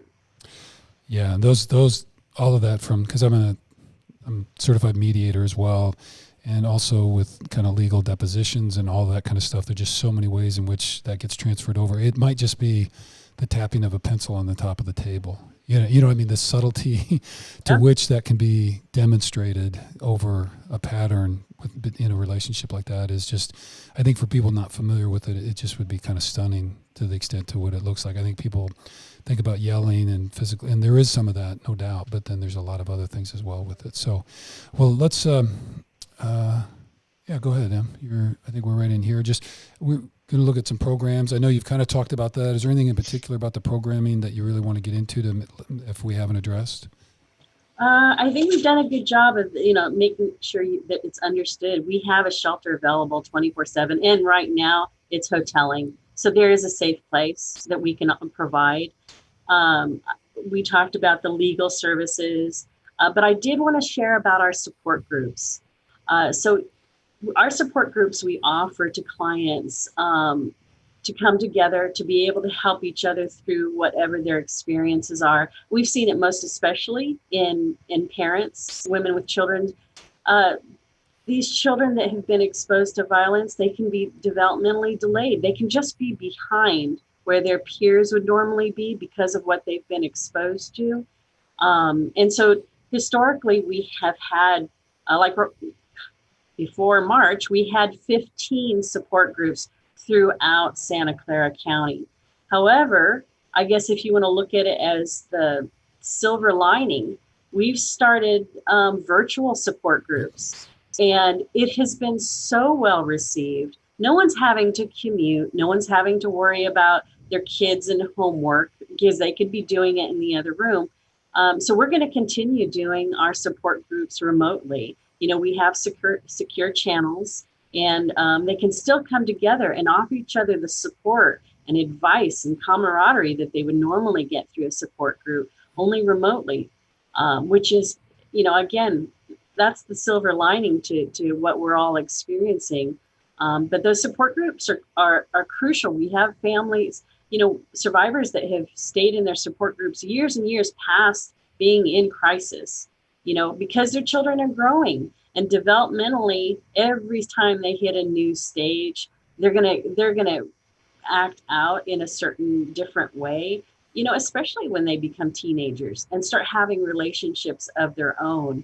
And we work through and help the mother, not only offering therapy, but also helping them understand what to expect, how to have that conversation about what a healthy relationship should look like. And just an all around, how can a mother support? How can she all of a sudden be a single parent? How can she be the disciplinarian when that was historically been someone else? And how do you do that in a healthy way? So there's a lot of details that come through on a support group that they can ask each other and get that support from each other along with the professional advocate that's leading the group. Okay. Very, very good. That's great. Thank you. So Patricia, thank you for, there's my dog. That's Dane. Hey. Patricia, thank you for, being here and sitting and listening to all of us. So let's toss it over to you a little bit. So we understand that at some point you became a client with Nextdoor Solutions. Could you tell us a little bit about yourself, about your story, maybe share what happened, and let's toss it over to you. Sure. Thanks. Yes, I was someone who had been married for about 17 years at this point, and with two daughters who were entering preteen and early teenage years. And I am a high-tech professional. And, just over the course of the marriage, things had changed from what they were in the beginning, which, with two people, the relationship is a lot simpler. And then as life gets more complicated with mortgages and, housing and jobs and children, it adds more stress. And what I had seen in my relationship, I would not have described as domestic violence. Although my ex did hit me sometimes and had even given me a black eye one time. But I didn't really think that it was intentional, and it didn't really come up very often in terms of physical violence, which I thought was the entire scope of domestic violence. So what happened with us was that the control, verbal abuse, telling the kids like, your mom, she doesn't know what she's talking about. You're not a good mom. Why are you doing this? Kind of put downs in long rants. And basically, I really later learned to understand that this was a training. So it's basically training the mom and the kids. Don't piss me off because you will get this. You'll get all this abuse, this verbal abuse. And he was a smart guy, so he didn't go around, putting marks on people. But my view of domestic violence was you're in the emergency room, with serious injuries. So at some point, though, as things continued, it was getting worse. And at some point, he could tell that I was very unhappy. So he began choking me and threatening to kill me and the children if I left him. And at that point, I thought, no one's going to believe this is happening, but I did feel trapped. And somehow I felt that on my own, I had to figure out a plan. I always kind of felt there were too many obstacles in front of me. And I didn't think the police could help me because he would say that these things weren't happening. So I really didn't do anything for a long time. I was isolated from friends. We had moved from the East Coast out to the West Coast, and my ex would, monitor. He would always be within hearing distance if I was on the phone and things like that. So eventually, though, a friend had found out about Nextdoor Solutions to domestic violence and mentioned to me, that she thought I should call. And I really didn't think this qualified. I didn't think I met the criteria, but I decided to actually go down and do a walk-in appointment to meet with an advocate at that time, just because I didn't have any solutions for myself. Okay. Yeah. So did you call? So you called, you said? I did call, and then I went down to meet with an advocate in person at the time. How did Nextdoor Solutions respond, and kind of what was the process of help that they provided for your family? The way they responded was first, telling me I could come in and talk with someone because I shared my doubts about this being really a domestic violence situation. And the first person I spoke to on Hotline said, it sounds like a dangerous situation to me. Right. And I think you would benefit by talking to an advocate. And we just spoke briefly. And I did go in for an appointment. And that was a very good experience because I was in a situation where I wanted to make very careful choices to make sure that my daughters and I were safe. And a couple of previous times when friends had just said, why don't you just leave? Right. I'd think, well, he said he's going to track us down wherever we go and kill us. And, there's like all these ways now of kind of stalking someone, cyber stalking. So I was feeling kind of boxed in, but I felt that if I when I went to next door, they were really listening and not telling me you have to do this. I shared my concerns, and the advocate shared her concerns that we were in a very dangerous situation and that she could help me formulate a safety plan that I would feel comfortable with. So instead of telling me what to do, they were saying, you know best, and let's formulate a plan for you. At the time, I still thought I didn't really, I didn't, sometimes you just fool yourself and you think things are going to get better. And I was still kind of on the fence about whether things were going to get better or things were going to get worse. And of course, within a week, things got a lot worse. And my ex actually attacked our oldest daughter, who was, a young teen and starting to stand up to him, Right. Which I guess anybody could have predicted, but somehow I didn't think that would happen. Okay. And then met with the advocate, kind of laid out some options, counseled you, listened. And I'm just going to, just with my experience with the domestic violence providers and shelters, typically creating a very safe space, very non-judgmental, and not driving you anywhere, but just saying, here's some options and things to think about, and offering education about different ways in which you might access some different programming or whatever with that. So after the advocate, then what did you end up doing, and what happened? Well, after the advocate, I ended up, like I said, I kind of I sat on the fence thinking that, he's their dad and I know he loved the girls, but he also had this need to control and not to be stood up to. That was a big thing, big no-no for him.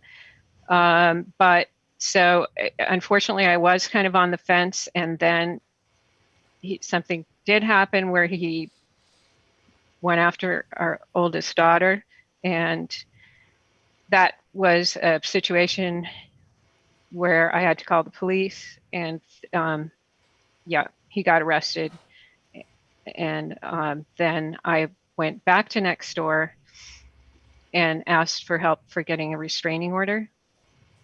And what was great about that, Bruce, is that not only did I get I kind of got reassurance about that the process, how it was going to work. Everything was explained to me. And I also got information about the victim witness program, which I was very concerned about our safety staying in the same house where he knew where we were. So I was able to get an alarm system installed with help from the victim witness program, who actually reimbursed that cost. Yep. And, they really put me in touch, not just with getting the restraining order. I spoke about like seeing a lawyer for a divorce. There was so much at once. I could never have navigated. That's why I felt it was overwhelming and kind of not possible when I started on this path. I just felt there's too much. I can't can't do it. I can't figure it out. Just feels overwhelming. So the couple things that you mentioned. So the one at the county level, most counties now have a victim witness type coordinator, and they do have specialists that work within the domestic violence range. So if there is an arrest and a case is filed, then they're going to offer you services. And I know California is one of the states that have many that they've put financing into that. And so victims of whatever crimes can get assistance and reimbursement for expenses related to the crime and surviving it and moving on and working through those issues. And then same with domestic violence type stuff. So the victim witness coordinator from the county level can be really helpful in that way. And no doubt that the legal advocate really helpful there, because the legal system, if you're new to it, is just all over the place. And that's, I'm not critiquing it. I think it's, it is the system and we do the best we can with it. But if you're not new to it and you don't know what's coming and how the system's going to work and a preliminary hearing and all the different steps involved and all that kind of stuff, and the negotiation of the case and charges and sentencing and pleas and all that, can be very, very difficult. And then I guess I just wanted to affirm, the notion about how overwhelming. I hear from people all the time, when I was working within the system all the time, well, why doesn't she just leave?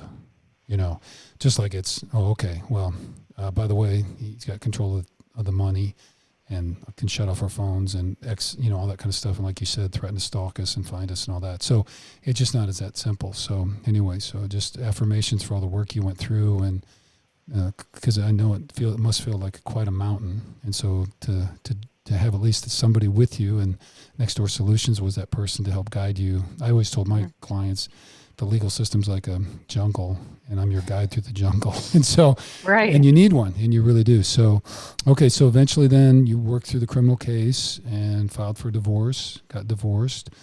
And then kind of where things end up now. So you're here and you're smiling quite a bit. I'm here. Me and my daughters are alive. So that's great. Congrats. Huge. Yep. And, I think a lot of people do worry about restraining orders. Just to put in a word that, the abuser will often talk about how they're unstoppable. And I know we read about cases where that is true, that somebody doesn't care about the consequences to themselves, but most people actually do care about the consequences they will face. Yeah. They don't want to go to jail. They don't want to spend years in prison. And, the restraining order is actually, I've met many women through Nextdoor, through my association with Nextdoor and outside, that, their ex really was stopped by a restraining order from coming close and threatening the family. So I just want to put in a good word for restraining orders, because when you are in that situation and you feel overwhelmed, one of the problems is that you feel like nothing will stop that person, and that's generally not true. And the other part, you pointed out, Bruce, that you kind of knew like you were going to navigate the person through the legal system all the way to the end. So Nextdoor Solutions has like all these specialists in various areas for legal, for, counseling, for the whole custody situation. Obviously, you don't want your children to go every other weekend with an abuser, right? So all those things that seem so overwhelming, you don't have to anticipate and plan A to Z. As you get to each step, you can kind of like live in the moment, breathe, get help with what you need to be dealing with next, and just go through it. And that's like, I think of Nextdoor as sort of holding my hand to allow me to get through those steps and not have to see all the possible, well, what if the court does this, or what if that happens? I didn't really have to obsess over those things, because I did, like Beth mentioned, I did have my hands full kind of being a single mom to two daughters in crisis. And we were, trying to navigate our day to day and get everybody to feel okay and safe. It was, it was just such a relief to have that support to get through all the steps we needed to get through legally as well. Yeah, have somebody looking ahead and kind of forecasting. Here's what 2 weeks or 10 days we have XYZ coming. We need to talk about that. Get you prepared so you kind of know what's happening, all that. And on the restraining order, I do want to. So at least in Iowa, last state that I was practicing at, every violation has a mandatory minimum 7-day jail sentence. So I mean, I've had clients standing in front of a judge that sent 25 text messages. And each one of those is a mandatory 7-day. The judge can kind of, but it's like that's what they have at their disposal. And so, I had more than a few clients spend 30 days in jail on a range of text messages that went out and or voicemails. And so at least the courts in Iowa and the jurisdictions that I practiced in took those restraining orders extremely seriously. And guys were like, no matter how minor the first one was, they always imposed at least a 7-day just to get their attention, say, look, if there's anything else, you're done. And so they took it very seriously. So I really do. I know sometimes that we do read about that, and you can't, it doesn't, bar everything, but it really gets guys' attention or people's attention that are facing that. So, well, okay.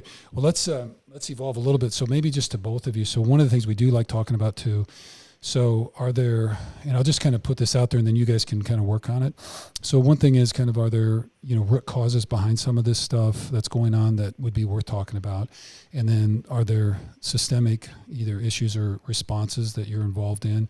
And what would you tell people as far as helping individuals caught in domestic violence situations, and or how do we end domestic violence in our community? So that's a lot there. So you guys can start anywhere you want, but maybe this looking at kind of root causes and or how do we put an end to domestic violence in our community? Well, I can jump in. Root causes, that's a tough one. Like you mentioned earlier, a lot of it is cyclical.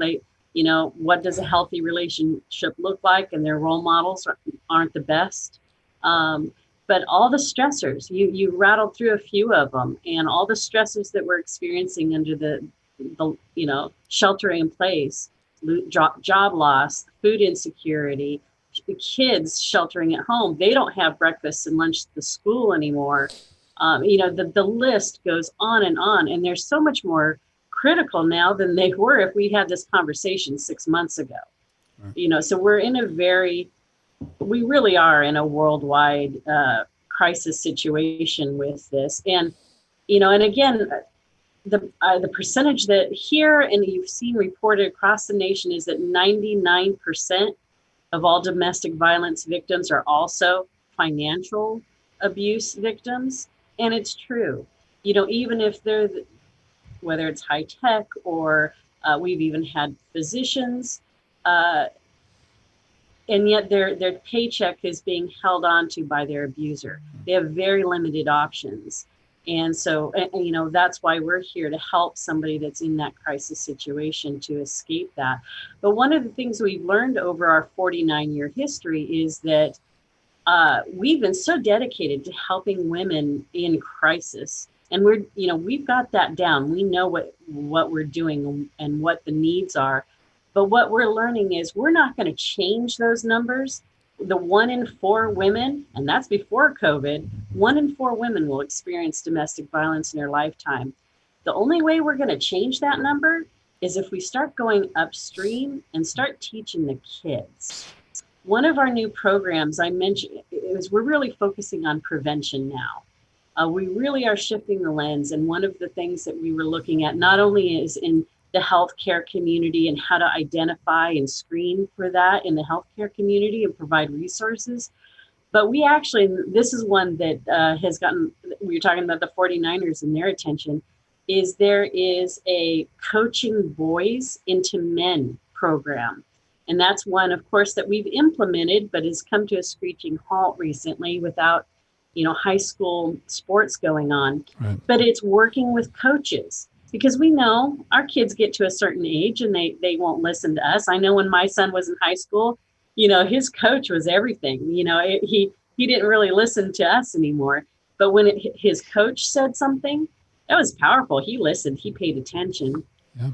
And that's how this program is all based on how to work with these coaches and get them trained and give them the resources so that every week they work on whether it's a healthy relationship, conflict resolution. Every week there's a curriculum of whether it's 15 minutes before practice or before they go to the locker room, and working with them. And then they have their own little peer support group. Those boys know who on the team is not being very respectful of their girlfriend.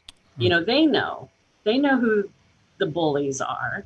And if you have that kind of peer pressure and the coach stepping in that's educated on the issue, that's where you're going to start making changes. That's when you're going to start seeing these numbers change. And so that's where we're focusing. We even have a support group for teens that came out of that, because we saw how critical it is that these, even 13-year-olds are in relationships that can be abusive or are abusive. So that's where we're headed, is really putting our focus and energy on working with the kids. Okay. So just the education component, both with having kind of adult role models who are in their lives, communicating kind of the norms around healthy relationships and some of those do's and don'ts, and making it okay to ask questions and to say no to certain things. And the peer pressure thing too, because it kind of fits into that whole bullying model is, if you take care of the crowd who don't authorize the bully to do anything and they put the pressure on, then the bully's going to back down. So that same kind of format is through that education. So, well, Patricia, is there anything you would want to say to somebody maybe that was in that situation? What would you advocate for them to do? And then both of you, folks listening or watching this, what would you ask them to think about doing to help support Next Door Solutions? I would say, Bruce, I would say you don't have to live this way, and there are people out there who can help you, and this will turn out being the best thing for your kids if you're a mom, and for yourself. And it's going to help you and beyond the immediate situation that you're thinking of. But your kids are like my kids are going on to be a public defender lawyer. My one daughter is, and the other one is training to be a nurse. They want to go out there and help and be part of the solution. So, do it for your kids if you can't do it for yourself, but you will be amazed how much better and how much you can have a happy life, and your kids can have, happy, successful lives too, if you can just reach out for help. Okay, so there are services available, done in a safe way. They'll respect your privacy, allow you to make the choice that you feel is right given your situation, and provide a whole bunch of options for you. So at least reach out and make the first call. At least get more information, because it's hard to make an informed choice if you don't have the information. And at least if you know what's available and what your options might be, then you can make some decisions about what works for you. Right, and I just want to add in there's a lot of shame about being in that situation. You think that other people that would not be in such a situation, and it's even hard to trace back to how you ended up in that situation. So I would say, it's not your fault. Just try to put that aside out of your thoughts, that there are many people, and even, even people from very loving families who didn't have a prior experience with abuse, because I met them at Next Door Solutions support groups. I met a lot of different people over a few years, and some had experience like I did, but with the kind of violent upbringing, like violent punishment as a solution to things, but many didn't. So there really isn't a common denominator, and there are people who are very self-confident professionals. There's people who are, totally put together people who end up being in a teen. It could be your own child, or, your neighbor, or somebody else too. So if it is somebody, if you're hearing noise and you're or you're afraid your sister's involved in something, or your brother, it could be your, male relative or your female neighbor, or just tell them that you're there to support them if they need help, and tell them about Next Door Solutions that they can call, and they can help them through. Basically just listen and say, if you ever need me, I'm here for you. And I know there are some smart people out there who have some ways to help you. I think that would be very powerful kind of a message to give. Okay. I'd like to add on to that. In addition to our 24/7 hotline, I would encourage anyone whether you may be suspicious that a loved one or it might be a victim, visit our website, nextdoorsolutions.org. You can learn a lot of information about what is domestic violence, what are the different services that are available. But the other part of it, if this issue is important to you, that you want to help others, people that have experienced it, like Patricia and her daughters, consider making a gift and supporting them. You know, whether it's visiting our website to look at our wish list, we keep a pantry here of basic need items.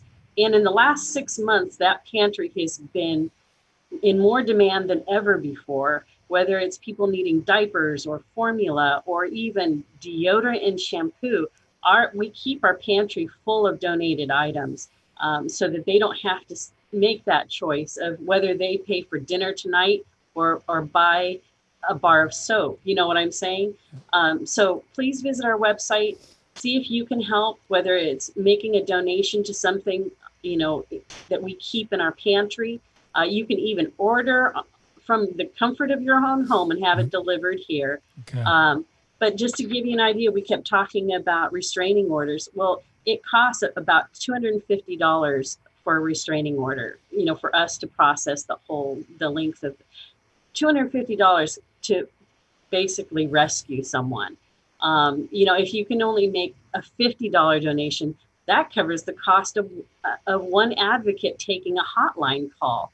You know, so if you're wanting to support, again, visit our website, nextdoorsolutions.org, and there's a little purple button that says donate, and it'll tell you exactly what each giving level will provide. Okay. So I'd like to encourage people to consider visiting that site. Okay. And all those things will be on the show notes? Yes. I've been I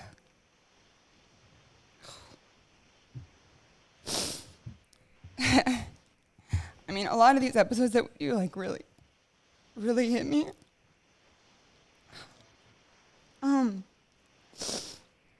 But I kind of just want to share something because I come from a very successful and very happy and supporting and empowering family. And about, I don't know, like a few years ago, there was about 6 months where I somehow kind of found myself in this type of situation. And it started as like an internet relationship, and we were just kind of like Instagramming each other, and like it was super fun and playful and whatever. And then everything that you guys just said about like the controlling and like texting me all the time and like surprising me, I'm quoting, this is not a surprise, like surprising me at work and wanting to know where I was at all the time. And then it turned into like controlling when I wanted to go back and see my family and all these things. And something that like really rocks me a lot of the time is social media and how easy we have access to other people and how lonely COVID has made us all feel. And I think it's really a dangerous and vulnerable time. And I haven't really shared this, but I totally fell into that. And it took my parents and my brother and my sister literally coming to get me out of this situation. And like, I have no idea. I mean, like, there was never any physical violence, but there was a lot of the emotional and the mental. And like, if y'all know me, like I am like my so George and I talk a lot about alter ego, and Dad does too, like stepping into another emotion in a person and like an energy that you want to embody. Like mine, 100% Wonder Woman, like the new Wonder Woman, Gail Gabbett, like hell yeah, like that's my girl. And I feel that all the time. And so when I look back onto those like moments and I'm like, where did all of the affirmations, where did all the meditation, where did all the yoga, like where did all of the work that I was doing just like fly out the window because somebody came into my life who had this like dominating presence. And at first I thought it was like kind of sexy and kind of exciting and all these things. And I made so many freaking excuses for the whole situation. And so I guess I just want to share this because this shit it happens, and it happens really, really fast. And I think that if you're not aware of it and aware of the resources and aware of who to talk to, it can really, really escalate. And so a lot of it was like mental and verbal. And it got to the point where like I would hear myself saying things like, no, I can't do that. I can't do that. I need to ask him, or I can't do that. Like, I don't believe that I can do that. And I think when you get, and I know that there are a lot of different levels of abuse and different situations. And what I personally found was like, to maintain the level of who I am, it takes a lot of energy and concentration and focus and meditating and like all the mental work that I do. And when I let somebody into my space that started making me doubt who I was, why I believed what I believed, why like started to doubt like what I wanted and how empowered I actually was as a woman, it took me a really long time to climb back out of that hole. And so I think that there doesn't have to be like a certain level of, I guess I just want to say like, don't play down whatever type of abuse you feel like you're going through, because it escalates insanely quickly. And yeah.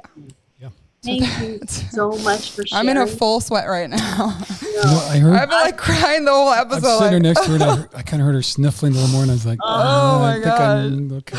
No, I have to say thank you for sharing. Yeah, give her a hug from me too. Yeah. If I can't give her one. Oh. Thank you. You know what?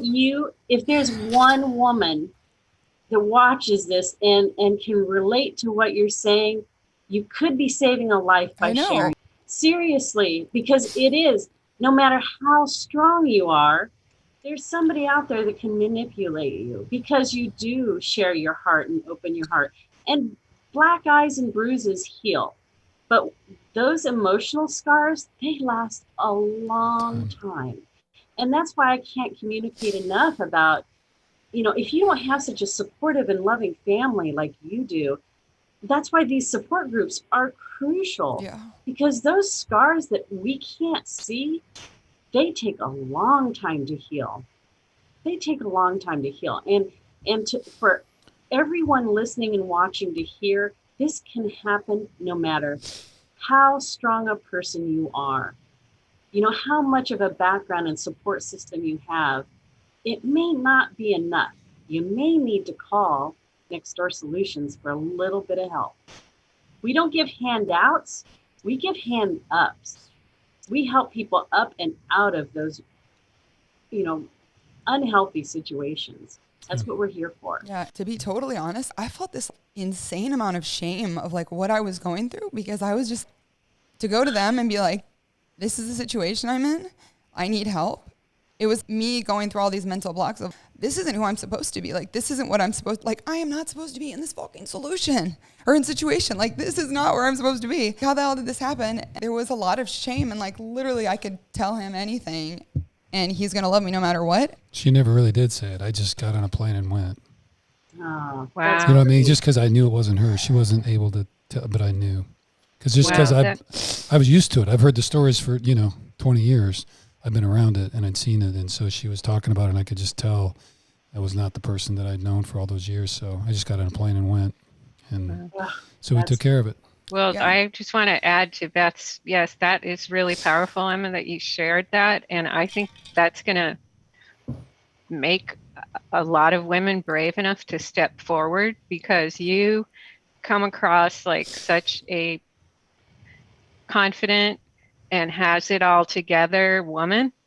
And, a lot of people say, because people do wonder, like your dad mentioned, what's keeping them there.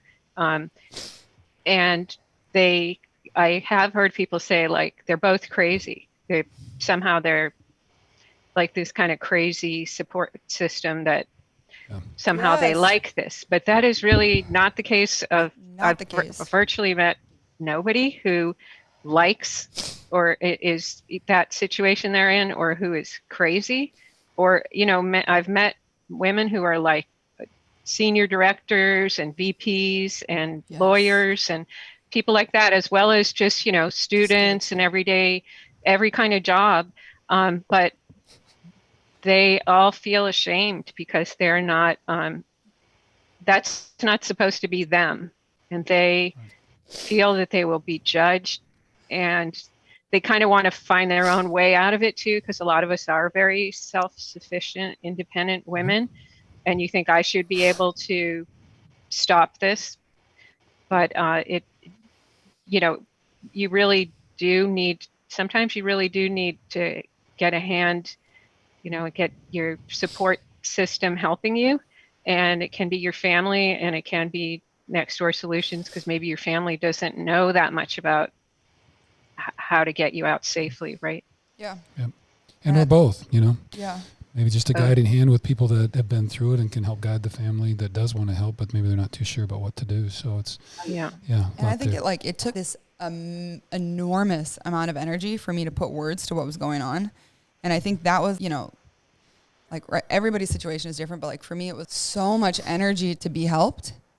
And I think once that happened, like you said, it was just getting the ball rolling that really helped me to be okay, one foot in front of the other, just keep thinking about it, keep talking about it, don't shut down, put words to my emotions. For me, I like to journal. And so I was just a floodgate of shit that was going on in my head, whatever. And I think that not being embarrassed to put words to what's going on is so freaking important, because I can have conversations in my head all day no, this is the type of crazy, we're just creative people and we were out there and we're kind of doing no. Somebody telling me that I suck and that I shouldn't be connected to my family is not normal. My family, there's nothing in this world that's okay with that. And I just think that so many times you just kind of brush it under the rug and think it'll get better. And it's there's a really, really defined fork in the road of which way something's going to go.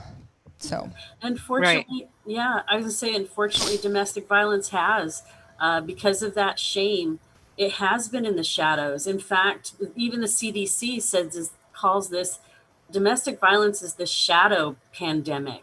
Yes. People, there's so much shame wrapped around it. And I don't know how we change that. It's going to be a huge culture shift.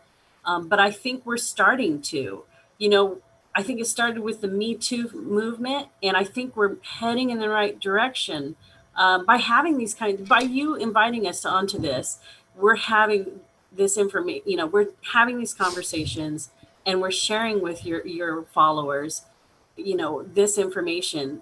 We're making steps to change that, to make it not so shameful. I can't stop. I'm blowing my nose the whole time. I'm sorry. Okay. That's going to be this sound the whole time. I guess, lady, so Beth, Patricia, we thank you very, very much. I think we've covered a whole bunch of ground here, and even a little bit more than maybe we thought we were, but I think it was great. So appreciate you both. Yep. So afterwards, you guys are going to send us anything we need to put on the show notes. We'll have the donation page, access to the web, all your Instagram and all that kind of stuff for Next Door. So we'll do all those kind of things. And then George will also, on behalf of the family, be making a donation. So, and so we'll be doing that as well. So then hopefully, if it's the supply closet or whatever you called it, if that needs something, pantry, hopefully we can take care of that a little bit. So we'll certainly do all that. So we wish you guys the very best. And again, October is Domestic Violence Awareness Month. So we're paying special attention to it and focus, and just ask people to listen and have your eyes open and don't judge, and love and be kind and help people where they need help. So we'll certainly do that. So any last thoughts there that you guys want to toss out? Did we get everything? I know we didn't cover everything, but at least for what we can do within the podcast, we appreciate it very much. But any final things from either one of you? You know what? Our tagline is listen, believe, and support. And you're doing all that right now. So thank you. All right. Great. Patricia? And I'd just like to add that on a positive note, that we have met through volunteering and being in a support group with Next Door Solutions. You will meet so many people who are so happy now. So that we talked a lot about the being in the situation and maybe the immediate aftermath, but I met so many women in volunteering that came up to the Next Door Solutions booth and shared how thankful they were and how happy they are now, and that how, they can just go out and enjoy the day. And their kids, one boy, high school boy, came up with his mom and sisters and said, I love Nextdoor because they saved my mom. And it was very touching. Got my mom back, yeah. But, you know, people of every age have come over to thank Nextdoor, as well as obviously people who are looking at the information for their use. So there's a lot of happy endings to stories with after people have reached out for help. Yep. So get help and be happy. Make the call. There you go. Just make the call and get hooked up and learn what the options are. So, all right. Well, you guys take care. Have a super great month, and we'll be paying attention to all that kind of stuff, and we'll stay in touch. All right. Thank you so much. Thank you. Okay. All right. Thanks. Thank you. Bye. Bye-bye. Bye. Oh. All righty then. Well, Okay. that happened.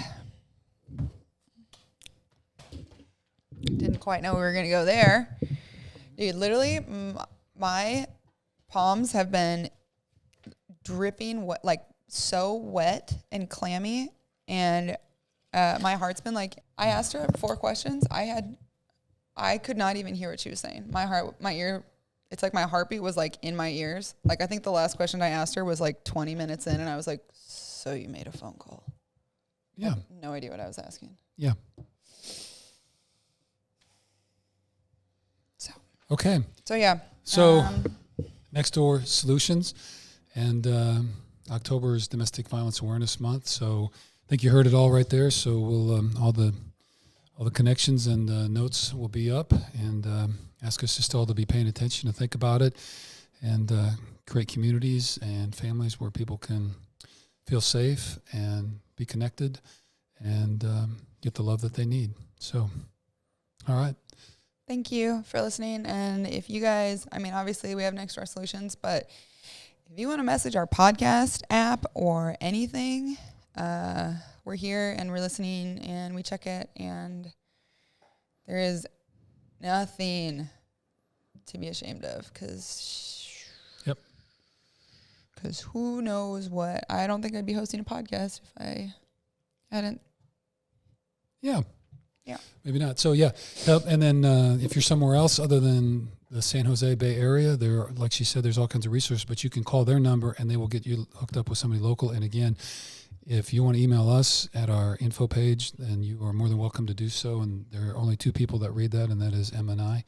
And so we'd be honored to take whatever messages that need to come in. So, all right. Okay. So thank you, and stick around for the Mindful Minute. Mindful Minute. All right. Cut. Sweetie pie. Golly. Well, good. I'm glad we did that. Oh.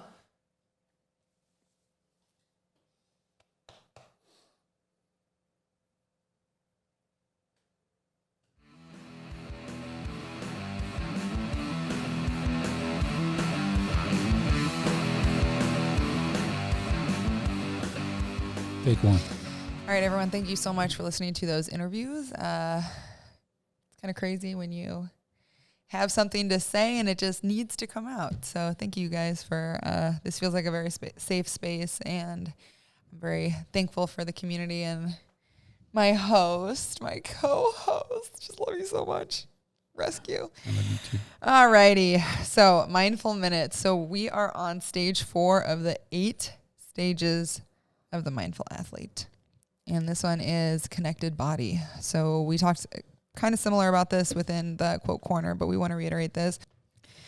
All right, so stage 4 of the 8 stages of the Mindful Athlete is connected body. So step 1, or stage 1, is conscious awareness. 2 is controlled breath, and 3 is calm mind. So connected body is with stages 1 through 3 in place. It takes us into this stage 4, connected body. In this process, we have removed the obstacles that often block our ability to perform at the highest level. By increasing awareness of self, controlling our breathing, and calming the mind, the body is now free of the judging and the critical mind and is able to perform and execute it in the way it has been trained and even beyond. All of this work allows us to connect to the body and allows it in this freed state to perform at the highest level. Just go watch The Matrix if you haven't. please. All right, so and that rolls us right back, and so I purposely connected our quote from Timothy Galway in the Inner Game of Tennis with this, so it really matched up good with the connected body. And so all of you athletes out there, you are striving to get your body to do what you want it to do. And But also like not just athletes. I mean, I know this is athletes, but I also I know we have people who aren't athletes. So like if you're an artist or a writer, like I think there are a lot of other flow states. So this isn't just something that's for athletes. Like we talk about athletes because we are, and like that's our business. But if you're listening to this and like you're not an NFL football player, same. But you might be a writer. You could throw pottery. Right, or you could be or like just run or whatever. Yeah, so it's all good. That flow. Okay. All right. So she kind of loosened that up. Now I can't exactly remember, but I was connecting it back to the old Tim. So with the quote corner, we kind of went over all that kind of stuff. So again, I encourage you to read that. But when you take care of those other pieces, you've removed all of these obstacles, and you freed yourself up, and now that's when you can find this state that everybody's looking for. So we're able to connect to that body without really focusing or forcing it to, and now the body's free. And it is unbelievable that when we can find that kind of free state, what the body can do. There's no limits, really not. And we see that over and over again with all kinds of physical performances and mental performances and all kinds of stuff. And so anyway, just encourage you to really work through that. And again, I just want to remind you, we talk about 8 stages.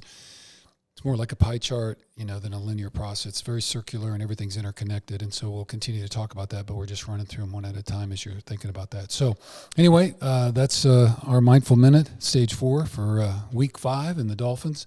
And we're looking forward to a great game. Anything else? Stick around for Ask George. Thank you. All right. Cut. All right, last part of the podcast, everybody. We are here for Ask George. Brother Bear, thank you so much. Where's my music intro?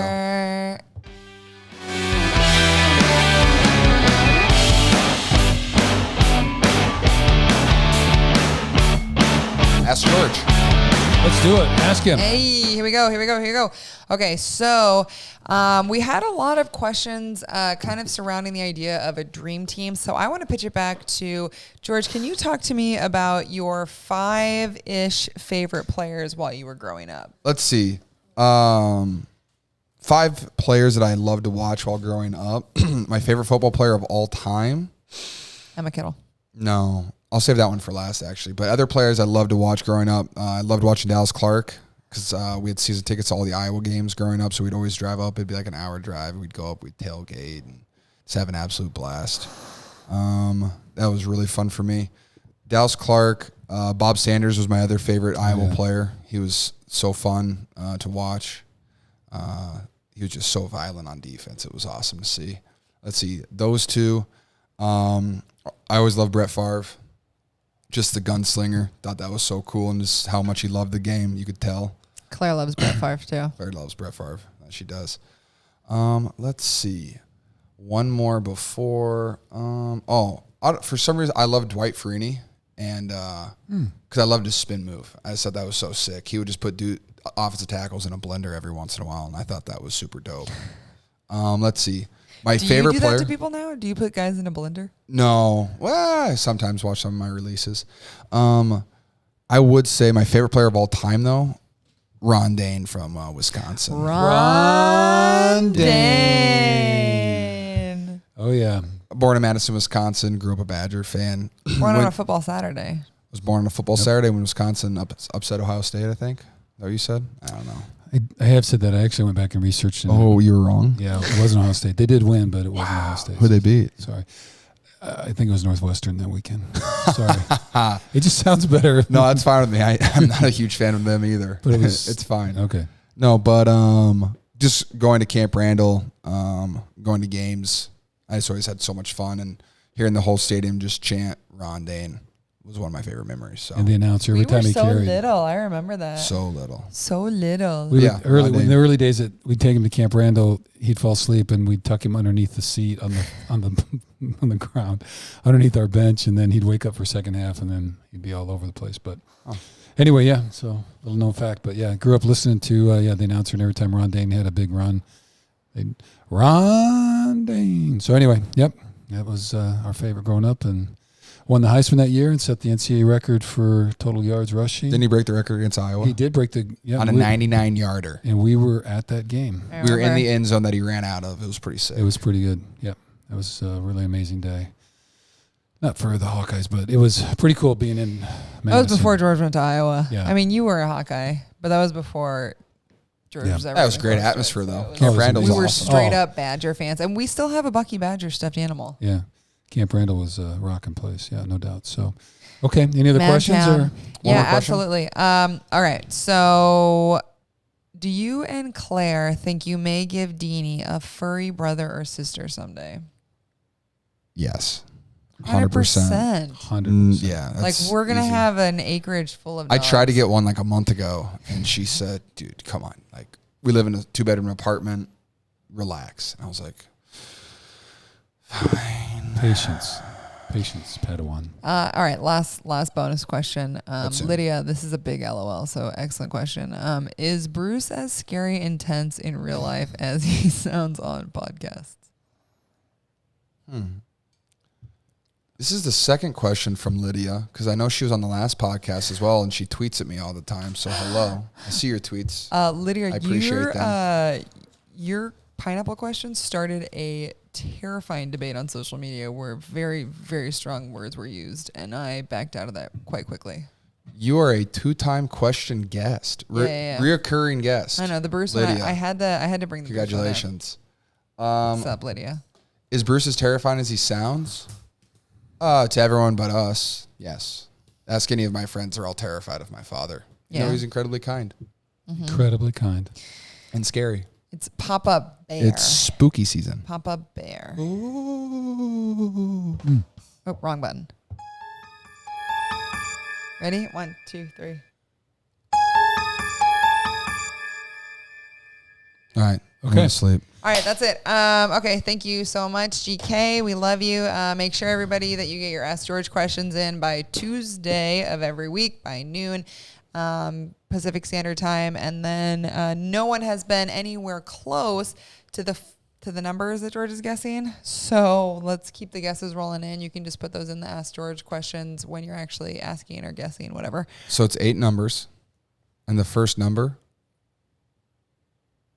is a 4. Eerie music. You mean the first decimal? Good. Thank you. The first number is a 4. On like from the decimal side. The way that you would say the number if you guessed it. Oh, well, that's the other side. What? Okay. Well, if it's like You just made that so difficult. Like, what am I going to say it The backwards? first number is a 4. He's right. not going to put numbers in front Sorry, of the first I just- number. That'd be the second number. people think different. If it's 575,462, the last number, some could say, well, that's 2 or Yeah, I the said- that's why- last that's why I number, said the first number. okay, so 5,000. I'm going to get Holy cow, are you okay? And we're out. Thank you. Wrong button. All right, y'all. Thank you so was much. so and stick brutal. around for And the we are closing. cut. All right, everybody. Thank you so much. That is episode 5 of the Hidden Pearls podcast. Go Niners. Let's whoop up on the Fins. Thank you, you guys. This was such an impactful episode in so many ways, and having all of you support us and create this safe space for us to talk about and share stories that are really real and very close to us is very special, and we're so thankful.